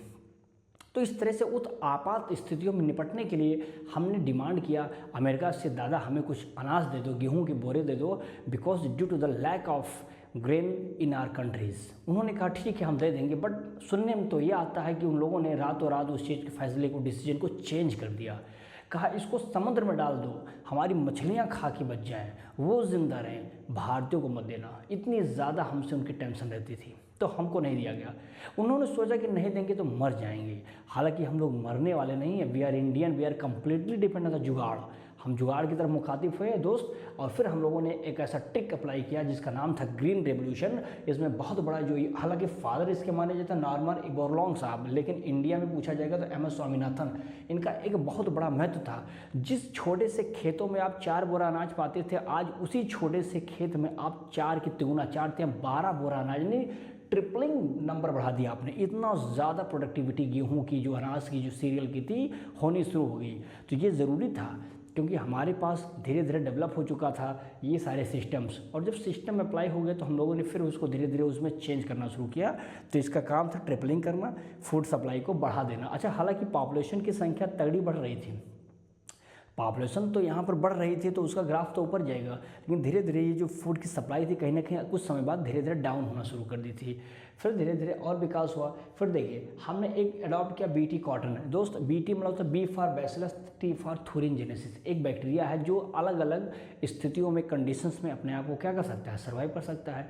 ना तो उसको कभी टेम्परेचर का डर है, ना कभी प्रेशर का डर है, ना सॉल्ट का डर है, या कभी ये नहीं होगा कि यहाँ पानी नहीं है तो मर जाऊँगा, नहीं, बहुत लंबे समय तक अपने आप को ये प्रोटेक्ट कर सकता है। तो ऐसे बैक्टीरिया को हमने देख करके साइंटिस्टों ने उसके जीन को आइसोलेट किया और उसके बीटी नामक जीन को निकाल लिया और पौधे में, अलग अलग पौधों में उसको इंट्रोड्यूस कर दिया, ताकि पौधे के अंदर वही क्वालिटी डेवलप हो सके जिसमें कॉटन बहुत इंपॉर्टेंट है। इसमें कॉटन में स्पेशल डाला गया था, हालांकि अलग अलग पौधों में भी डाल दिया गया था इसको। कॉटन में देखा गया पेस्ट रेजिस्टेंस प्लांट होता था, कॉटन के बॉल वर्म जो थे ना उसको ये नष्ट कर लेते थे ये लोग मिल करके। तो ये क्या करता था, ये उसको प्रोटेक्ट करता था, बचा लेता था। एक समय में जब देखा गया कि पूरे क्षेत्र में कॉटन की खेती अच्छी नहीं हो रही है, तो पता लगा कि यार कॉटन को तो पूरा नष्ट कर दिया इन लोगों ने। तो हम लोगों ने बीटी का यूज़ किया, जिससे वो अब जो खाता था वो अपने आप मर जाता था। क्यों मर जाता था उसका रीज़न बताने वाला हूँ। देखो उसके अंदर क्या था, क्राइजीन था। क्राइजीन में क्राई प्रोटीन होता था। क्राई प्रोटीन जो एक इंडोटॉक्सिन था। अच्छा, ये जब तक उस माइक्रोब्स के अंदर था, बैक्टीरिया के अंदर था, जब तक उसको इनएक्टिव फॉर्म में होता था। अब सोचिए अगर वो एक्टिव होता है तो उसी को नहीं मार देता, तो उसके अंदर इनएक्टिव फॉर्म में होता है, इसीलिए उसको नहीं मार पाता है। ध्यान रखना, पूछा जाता है कभी कभी कि if the cry gene is a very toxic तो why the bacillus thuringiensis will not kill, तो क्यों नहीं मरा? तो रीज़न यही था, because there is a inactive form. तो ये हमारा इंसेक्ट जब आता है कोई, जब से कोई इंसेक्ट इस आएगा कॉटन को खाएगा, लप से खाएगा, नाश्ता कर रहा है, जैसा नाश्ता करेगा दोस्त बस ये इंसेक्टवा के अंदर एक्टिवेट हो जाएगा। क्या हो जाएगा? एक्टिवेट हो जाएगा। और जैसे वो एक्टिवेट हो जाएगा, क्योंकि उसका मिडगट में जाएगा। बस मिडगटा में क्या होता है, मीडियम थोड़ा एल्कलाइन होता है। क्या होता है बबुआ? तो यहाँ पर मिडगट देखोगे एल्कलाइन होता है, और एल्कलाइन मीडियम की वजह से आप देख पाओगे कि ये धीरे धीरे इपिथेलियम की जो इसकी पूरी लेयर होगी वो स्वेल हो जाएगी, फूल जाएगी, छिद्रित हो जाएगी, प्रोफिलिकेशन हो जाएगी, पोरस बन जाएगी, और फाइनली उसको लिसिस के कारण आप देखेंगे कि वो जो इंसेक्ट होगा क्या हो जाएगा, मर जाएगा। हो गया। अब पौधा को सुरक्षित हो जाएगा। तो जैसे अलग अलग इसकी जातियां जो है बैसिलस थुरिनजेनेसिस के, देखो लिखा हमने, some species of Bacillus thuringiensis are toxic for the specific insect. अलग अलग इंसेक्ट के भी घातक होते हैं। जैसे देखो एक होता है लेपिडोप्टेरॉन। अब लेपिडोप्टेरॉन क्या होता है, किसको बचाता है? तो देखो टोबैको बडवार्म के लिए होता है, आर्मी वार्म के लिए है, कॉटन के लिए है, बाल वार्म के लिए है, कॉर्न बोरर के लिए है। तो इन सबको प्रोटेक्ट करने का काम करता है। ऐसे एक होता है कोलेप्ट्रॉन्स। कोलेप्ट्रॉन्स क्या करता है? तो वीटलेस करता है, नहीं बीटल को मार देता है, बीटल्स को। डेप्ट्रॉन्स क्या करता है? डेप्ट्रॉन्स ये फ्लाइज और मॉस्किटो से बचाने का काम करता है। तो देखिए कहीं ना कहीं दोस्त ये सब हमारे लिए फ़ायदे थे। अभी तक हमने पढ़ा कि बैक्टीरिया ये जो माइक्रोब्स से नुकसान करने वाले थे, लेकिन ये सिखा लाया, बायोटेक्नोलॉजी ने सिखाया कि नहीं बेटा, नुकसान तो कर ही रहा था लेकिन बहुत सारे फ़ायदेमंद वाले हैं, तो उनको तो रखो। 10 गंदे बात बोलने वाले में 4 अच्छी बातें उसको एक्सेप्ट करो, बाकी क्यों एक्सेप्ट करो, उसको छोड़ दो। ये चीज़ हो गया।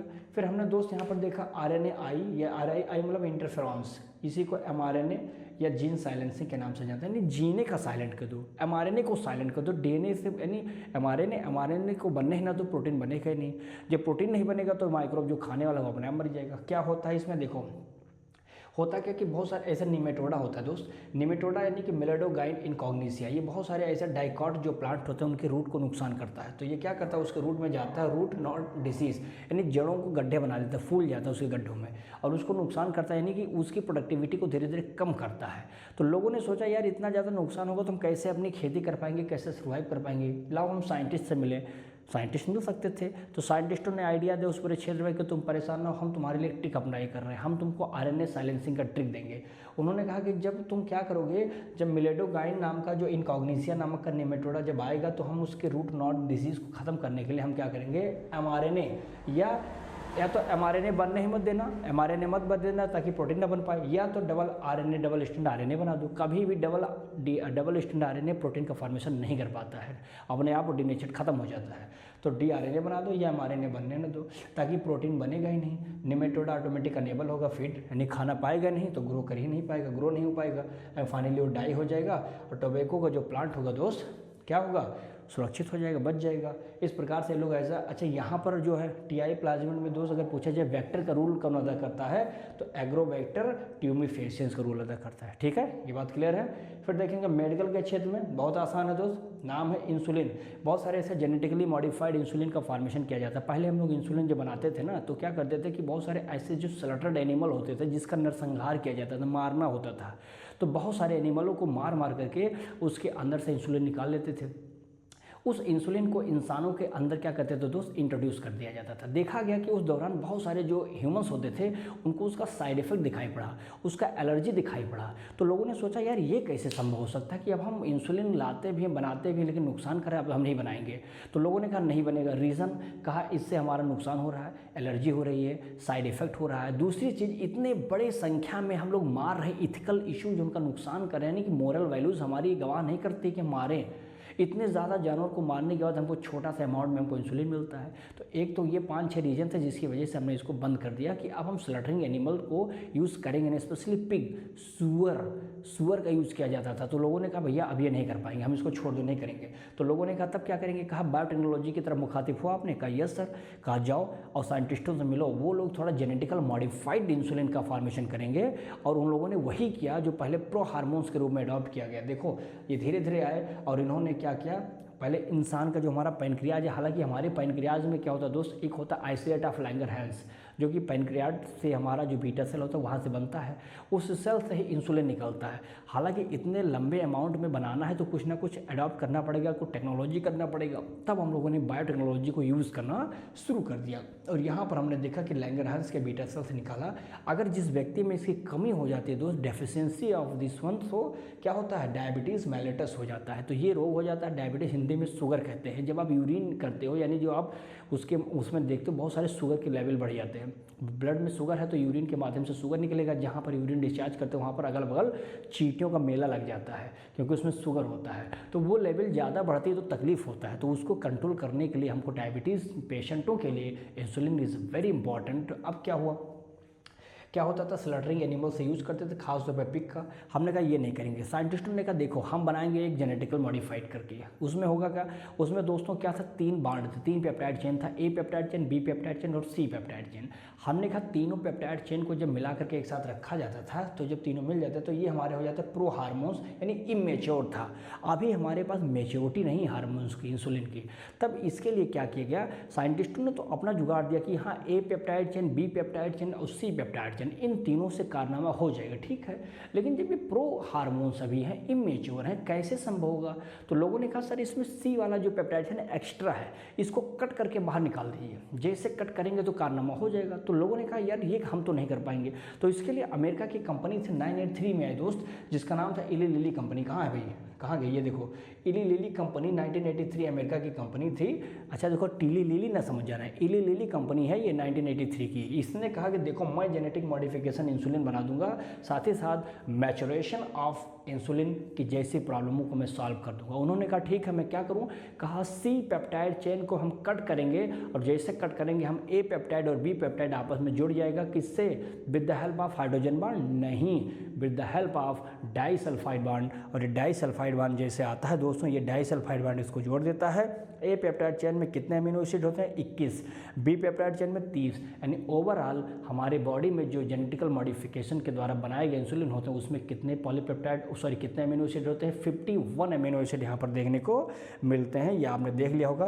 ह्यूमंस के शरीर में जो इंसुलिन होता है दोस्तों, इसीलिए हमारे शरीर वाले ह्यूमंस को बोलते हैं ह्यूमलिन कहा जाता है। ऐसे ही देखेंगे काऊ के केसेस में बॉबिन कहते हैं, पिग के केसेस में पॉर्किन के नाम से इंसुलिन का नाम होता है।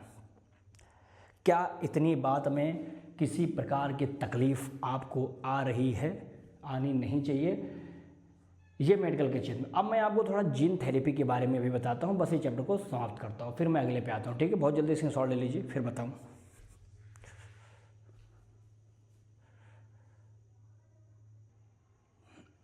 चलिए दोस्त, अब देखिए इसमें एक सिस्टम है दोस्त, जीन थेरेपी। ये भी हमारा जो है बायोटेक्नोलॉजी जो है इस फील्ड में भी बहुत अच्छे तरीके से मेडिकल के क्षेत्र में काम किया है। जीन थेरेपी आप जानते हैं, जैसे हम जैसे फिजियोथेरेपी लेते हो, बॉडी की मसाज वसाज कराते हो, फिजियोथेरेपी ले आते हो, एक्सरसाइज कराते हैं। अब आप देखिए कोई भी कमी अगर बॉडी में है तो उस डिफ़ॉल्ट चीज़ को अलग करना या सही करना थेरेपी होता है। जब जीन में कोई दिक्कत आती है, जीन में कोई प्रॉब्लम्स आती है, तो हम उसको जीन को हम डिटेक्ट करते हैं, फिर कट करते हैं, निकलवा देते हैं, या जो ऐसा भी करवाते हैं तो हम उसको बोलते हैं जीन थेरेपी। सही है। होता क्या है दोस्त, रिप्लेसमेंट ऑफ डिफेक्ट जीन, जिस जीन में प्रॉब्लम है, जिस जीन में म्यूटेशन है, जिस जीन से कोई इन्फेक्शन है, या जिस जीन से बॉडी में प्रॉब्लम होने वाली या हो सकती है, उस जीन को तुम कट करो, अलग करो, कैसे भी करो, यू नो दैट, उसको बोलते हैं रिप्लेसमेंट ऑफ डिफेक्टेड जीन, इसको बोलते हैं जीन थेरेपी।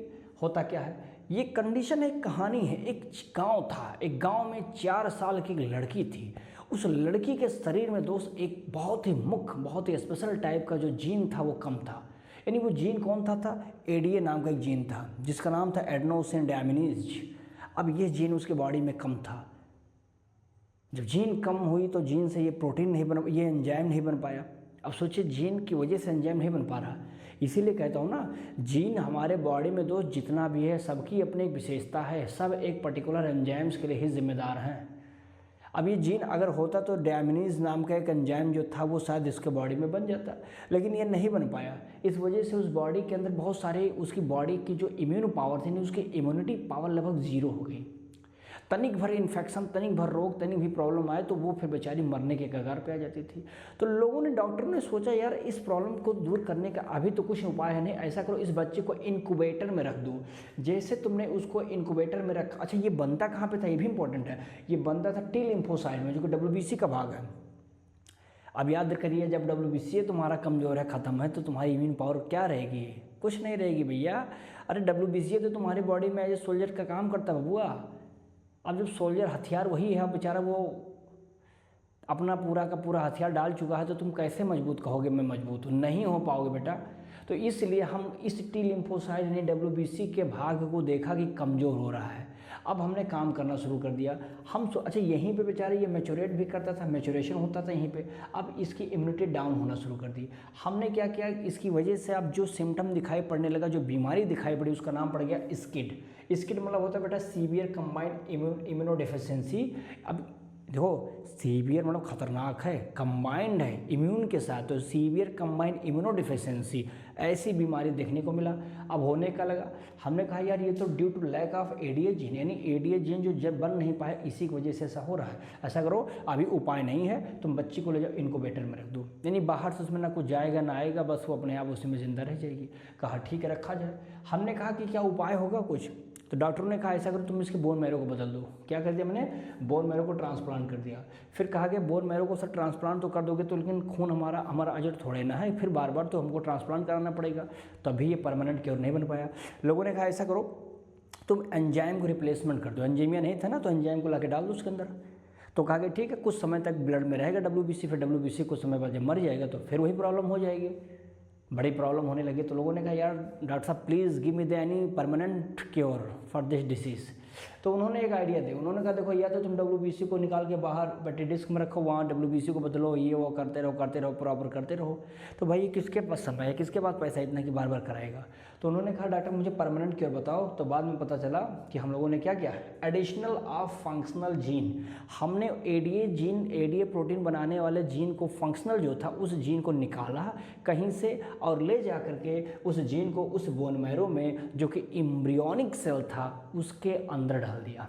ऐसा नहीं कि आप कभी भी चेंज करोगे, एम्ब्रियोनिक अवस्थाओं में या एम्ब्रियोनिक सेल्स में अगर उस एडीए नाम के जीन को इंट्रोड्यूस करते हो तो उसकी बॉडी में ऐसे प्रॉब्लम से उसको क्या कर सकता है, निजात दिला सकता है। So that is the permanent cure for this kind of disease, right. तो ये जीन थेरेपी है, बहुत आसान है।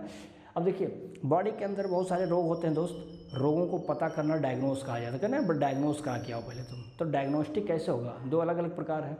देखिए एक बहुत पुराने समय से चला रहा जो रीति रिवाज है, आप जानते हैं जब हमारे पास ये टेक्नोलॉजी का डेवलपमेंट नहीं हुआ था तो हम लोगों ने क्या किया था, हमने एक कन्वेंशनल यानी ट्रेडिशनल, इसको आप कह सकते हैं कन्वेंशनल डायग्नोसिस किया जाता था। आप जाते थे आज के 40-50 साल पहले देखते थे, हमने क्या किया, हमने कहा भैया इनका यूरिन टेस्ट कर दो, ब्लड टेस्ट कर दो, सीरम टेस्ट कर दो। काफ़ी स्लो था, इतना फास्ट नहीं था, इस वजह से इससे हमने अभी वो चीज़ अचीव नहीं किया था जो परमानेंटली आज के समय में पाया जाता है। तो फिर हम लोगों ने क्या किया दोस्त, मॉलिक्यूलर डायग्नोस करना शुरू कर दिया। यानी कि what do you mean by the molecular diagnosis. Right now the molecular diagnosis is that the before the symptom, यानी सिम्टम्स बॉडी में अपीयर्ड भी नहीं है but you can just check out, आप उसको पहले ही चेक कर लेते हो। यानी रिकॉम्बिनेंट डीएनए टेक्नोलॉजी यहाँ पर यूज़ करेंगे हम लोग, पीसीआर करेंगे, पॉलीमरेज चेन ऑफ रिएक्शन करेंगे, एलाइजा का यूज़ किया जाएगा। आप जानते हैं कि ये सब क्या है, ये सब एंजाइम लिंक्ड इम्यूनो सार्वेंट एसे के नाम से जाना जाता है फुल फॉर्म। तो ये सब कहीं ना कहीं एड्स या अलग अलग बीमारियों को जानकारी करते हैं, चूँकि ये हमारा एंटीजन और एंटीबॉडी के बीच का जो एक बेस्ड होता है उसी को आपस में इंटरेक्ट करता है, इंटरलिंक करता है। फिर देखेंगे यहाँ से, फिर धीरे धीरे हमने यूज़ किया, ये मेथड तो चल गया। फिर उसके बाद में आया कि ये अपीयर्ड होते थे कहाँ पर, हमने इसको एक फोटोग्राफिक प्लेट पर किया, ठीक है ना। कहाँ पर, एक फोटोग्राफी, जैसे देखो ऑटो रेडियोग्राफी, बहुत इंपॉर्टेंट, ऑटो रेडियोग्राफी। इसमें दोस्त म्यूटेशन जो होता है उसको डिटेक्ट करना होता है, उसके लिए हम प्रोब बनाते हैं यानी उसके लिए हमको सिंगल डीएनए या सिंगल स्ट्रैंड आरएनए या डीएनए कोई भी यूज़ कर सकते हैं। उसमें हम टाइट करते हैं, लगा देते हैं क्या, रेडियो एक्टिव मॉलिक्यूल लगाते हैं, बाद में वो हाइब्रिडाइज कर लिया, मिल जाएगा, दोनों हाइब्रिडाइज हो जाएगा। फिर उस पर एक्सरे डालोगे जैसे, तो वो एक्सरे डालने से आपको वो एक फोटोग्राफिक प्लेट पर अपीयर्ड होगा। अगर वो अपीयरेंस आपको दिखाई पड़ रहा है तो हम जान इफ़ अपीयर हो गया तो हम कहेंगे नॉर्मल सेल है। लेकिन अगर वो अपीयरेंस उसका मतलब एक्सरे डालने पर नहीं दिखा फोटोग्राफी पर, तो हम जान जाएंगे कि वो हमारा क्या, उसमें म्यूटेशन हो चुका है। ये चीज़ें इसमें समझ में आया होगा। ट्रांसजेनिक एनिमल आप जानते हैं कि किसी भी जीन्स को हम अल्टरनेशन करें या मैनिपुलेशन करते हैं, तो alternation and manipulation of the gene in the animals, जैसे काऊ है, काऊ के अंदर मिल्क जो है प्रोडक्शन कम है, हमने कोई ऐसा जीन इंट्रोड्यूस कर दिया जिस जीन की वजह से अब उसके अंदर जो मिल्क थी, मिल्क की क्वालिटी बढ़ गई और मिल्क का नंबर भी बढ़ गया। तो मिल्क की संख्या बढ़ जाने, मिल्क की लीटर्स में वैल्यू बढ़ जाना, साथ ही साथ उसके अंदर बहुत सारे ऐसे बेहतरीन तरीके के विटामिन्स, प्रोटीन्स, ये सारी चीज़ें जब इन्हेंस हो जाती हैं तो हम कहते हैं कि हमने ट्रांसजेनिक एनिमल, जैसे शीप पर बनाया गया। आप जानते होंगे सीप पर हो चुका है, हालांकि बहुत सारे जानवरों पर ये टेस्ट जो होते हैं ज़्यादातर माइस पे लगभग 95% देखा गया है, हॉर्स पे भी किया जाता है। इनके ऊपर उसको पहले इंजेक्ट करेंगे, कोई भी चाहे वो टॉक्सिक हो चाहे नॉन टॉक्सिक को, ज़्यादातर हम हॉर्स या चूहे पे करते हैं क्योंकि उनकी पूरी की पूरी स्ट्रक्चर से लगभग मैच करती है, इस वजह से उसको ज़्यादातर उसी में अल्टरनेट करते हैं उसमें। फिर देखेंगे आता है दोस्त बायोपायरेसी क्या होता है। देखो यूज़ ऑफ बायो रिसोर्सेज, कोई भी यूज़, जैसे भारत का कोई सामग्री है उस बायोपायरेसी को कोई यूज़ कर रहा है हमारे बिना परमिशन के, जैसे हमने कोई चीज़ बनाया और हम बनाकर अपना यहाँ सेल करें अपने इंडिया में बाहर करते हैं, लेकिन हमारा ही चोरी करके कोई अपने देश में बेच रहा है तो पकड़ के मारेंगे उस साले को। क्या होगा, use of the bio resources, कैसे, बाई द, देखो इसमें लिखा है मल्टीनेशनल कंपनीज़, बहुत सारी मल्टीनेशनल कंपनीज यूज़ कर लेती हैं, साथ ही साथ अदर ऑर्गेनाइजेशन भी उसको यूज़ करता है without the proper permission from the country. उस कंट्री के बिना परमिशन के कोई अपने कंट्रीज़ में अपने अलग अलग जगहों पर बेच रहा है, कोई भी मल्टीनेशनल कंपनी है, तो इसके लिए हम लोग क्या करते हैं, विदाउट एनी कंपनसेटरी पेमेंट, हमें बिना कोई पैसा कोई कंपनसेशन दिए बिना भी यूज़ कर रहे हैं। अरे बिना मुझे परमिशन दे देते या मुझे उसके लिए बदले में पैसा दे दो कि साहब हम आगे फार्मूले को यूज़ कर रहे हैं और बिना परमिशन, बिना पेमेंट, बिना कंपनसेशन के you are selling to my products, how you can do it. अब उसके लिए उनको झेलना पड़ेगा। क्या हुआ, पेटेंट उन्होंने ले ही नहीं थे। पेटेंट क्या होता है, पेटेंट मीन्स आप समझ लीजिए कि हमारा परमिशन ले लीजिए, ओनली द पॉइनियर, हम पुराने समय के पॉइनियर्स को लेते हैं, पुराने समय को हम पेटेंट बनाते हैं, ना कि ओल्ड, ठीक है, ये पेटेंट होता है। फिर देखिए जैसे कि मैं बताऊं बासमती राइस के हमारे इंडिया में लगभग 2 लाख वेराइटीज़ हैं, 2 lakh variety are found in the basmati chawal in the या बासमती राइस इन इंडिया। होता क्या था दोस्त, हमारे देश के बासमती चावल को अमेरिका अपना बना करके अपने यहाँ बेच रहा था। 1997 में अमेरिका की कंपनी थी, उसने गॉट द पेटेंट लिया था, राइट बासमती राइस का लिया। हालांकि जब हम लोगों ने जब बात किया तो उसने ये बताया कि साहब देखिए हम क्या करते हैं, थ्रू द US पेटेंट उसने ले रखा था बाद में ट्रेडमार्क ऑफिस से। हालांकि बासमती चावल को उसने सेमीडॉर्फ के साथ क्रॉस कराया था और बताया कि हमने एक न्यू बासमती वैरायटी बनाई है। जब हम लोगों ने उस पर कमेंट किया कि नहीं भाई ये तो हमारा है, कैसे बदतमीजी ना करो, पड़क के मारे जाओगे डोनाल्ड चाचा, तो उन लोगों ने परमिशन लिया अपने यहाँ से, तब जाके उसको बेचने का आदेश मिला। ऐसे उन लोगों ने टर्मेरिक के साथ खिलवाड़ कर दिया था। हल्दी, अब बताओ हल्दी इतना प्यारा चीज़ है, हल्दी लगा लगा के जीवन कटता है, बताओ ये हल्दी लेकर बेच रहे हमारा। तो हल्दी पे खिल बनाए लोगों ने, जो कि एंटीसेप्टिक होता है, प्रॉपर्टी रखता है, वाउंड को हील करता है, घाव को भरने के रूप में करता है। मरहम आता था, उस मरहम को लोग यहाँ पर यूज़ करते थे। हालांकि बाद में लोगों ने पेटेंट ले रखा था, तब जा कर के उनको छूट मिला, अदरवाइज बहुत मारे जाते हैं लोग मिल करके। नीम, बताओ नीम, हमारे यहाँ तो गली गली में नीम लगा है और वहाँ लोग नीमे के लिए परेशान हैं। बताओ नीम जो कि एंटी फंगल प्रॉपर्टीज़ रखता है, ब्लड को प्यूरिफाइड करता है, साथ ही साथ इसको लोग चबाते भी हैं सुबह सुबह, फ़ायदा करता है ये। तो ये सारी व्यवस्था हम लोग करते थे। तो ये लोग हम लोगों के चोरी किए हुए, मतलब हमारे सामान को चोरी करके अपने यहाँ अपना बना करके बेच रहे थे, बिना कोई कंपनसेशन, बिना कोई परमिशन के। इसलिए रेले गए हैं, मारे भी गए हैं। ऐसे देखिए बाद में हमारी सरकार ने दोस्त इंडियन जो पार्लियामेंट है उसने क्लियर बना दिया था, 2nd अमेंडमेंट किया था, जिससे हमारे यहाँ इंडियन पेटेंट बिल को पास कर दिया गया था। और ये सारी सुविधाएं अब हमारे देश में बन चुका है। अभी किसी के अंदर कोई ताव नहीं है, कोई परमिशन कोई ना ले, अगर कोई बेच दे तो फिर उनको जवाब देना पड़ेगा बहुत तगड़े से। तो दोस्त ये बनना कानून बहुत ज़रूरी था। तो ये वाला जो भाग था, ये यूनिट, मुझे लगता है कि यूनिट 4 आपको बायोटेक्नोलॉजी वाला पूरा समझ में आ गया होगा, ठीक है ना, बहुत ही मज़े से। अब दोस्त मैंने आपको पहले भी बताया है कि मैं आपको पूरी की पूरी फिगर को 1-1.5 घंटे में पूरा फिगर आपके सामने मैं रखूँगा। पूरी NCERT की जितनी भी इम्पोर्टेंट फिगर होंगी सब की सब होंगी, इसमें भी जो भी इम्पोर्टेंट लगेगा मुझे सारी चीज़ें मैं आपको दे दूँगा, ठीक है। तब तक के लिए पेशेंस रखो, संयम रखो, ईमानदारी से पढ़ते रहिए। अब इतना पहुँच चुके हैं, अब लास्ट यूनिट की तरफ हम लोग बढ़ रहे हैं दोस्त। पहले इसको स्क्रीनशॉट लीजिए, फिर आइए उसके साथ मुलाकात करता हूँ।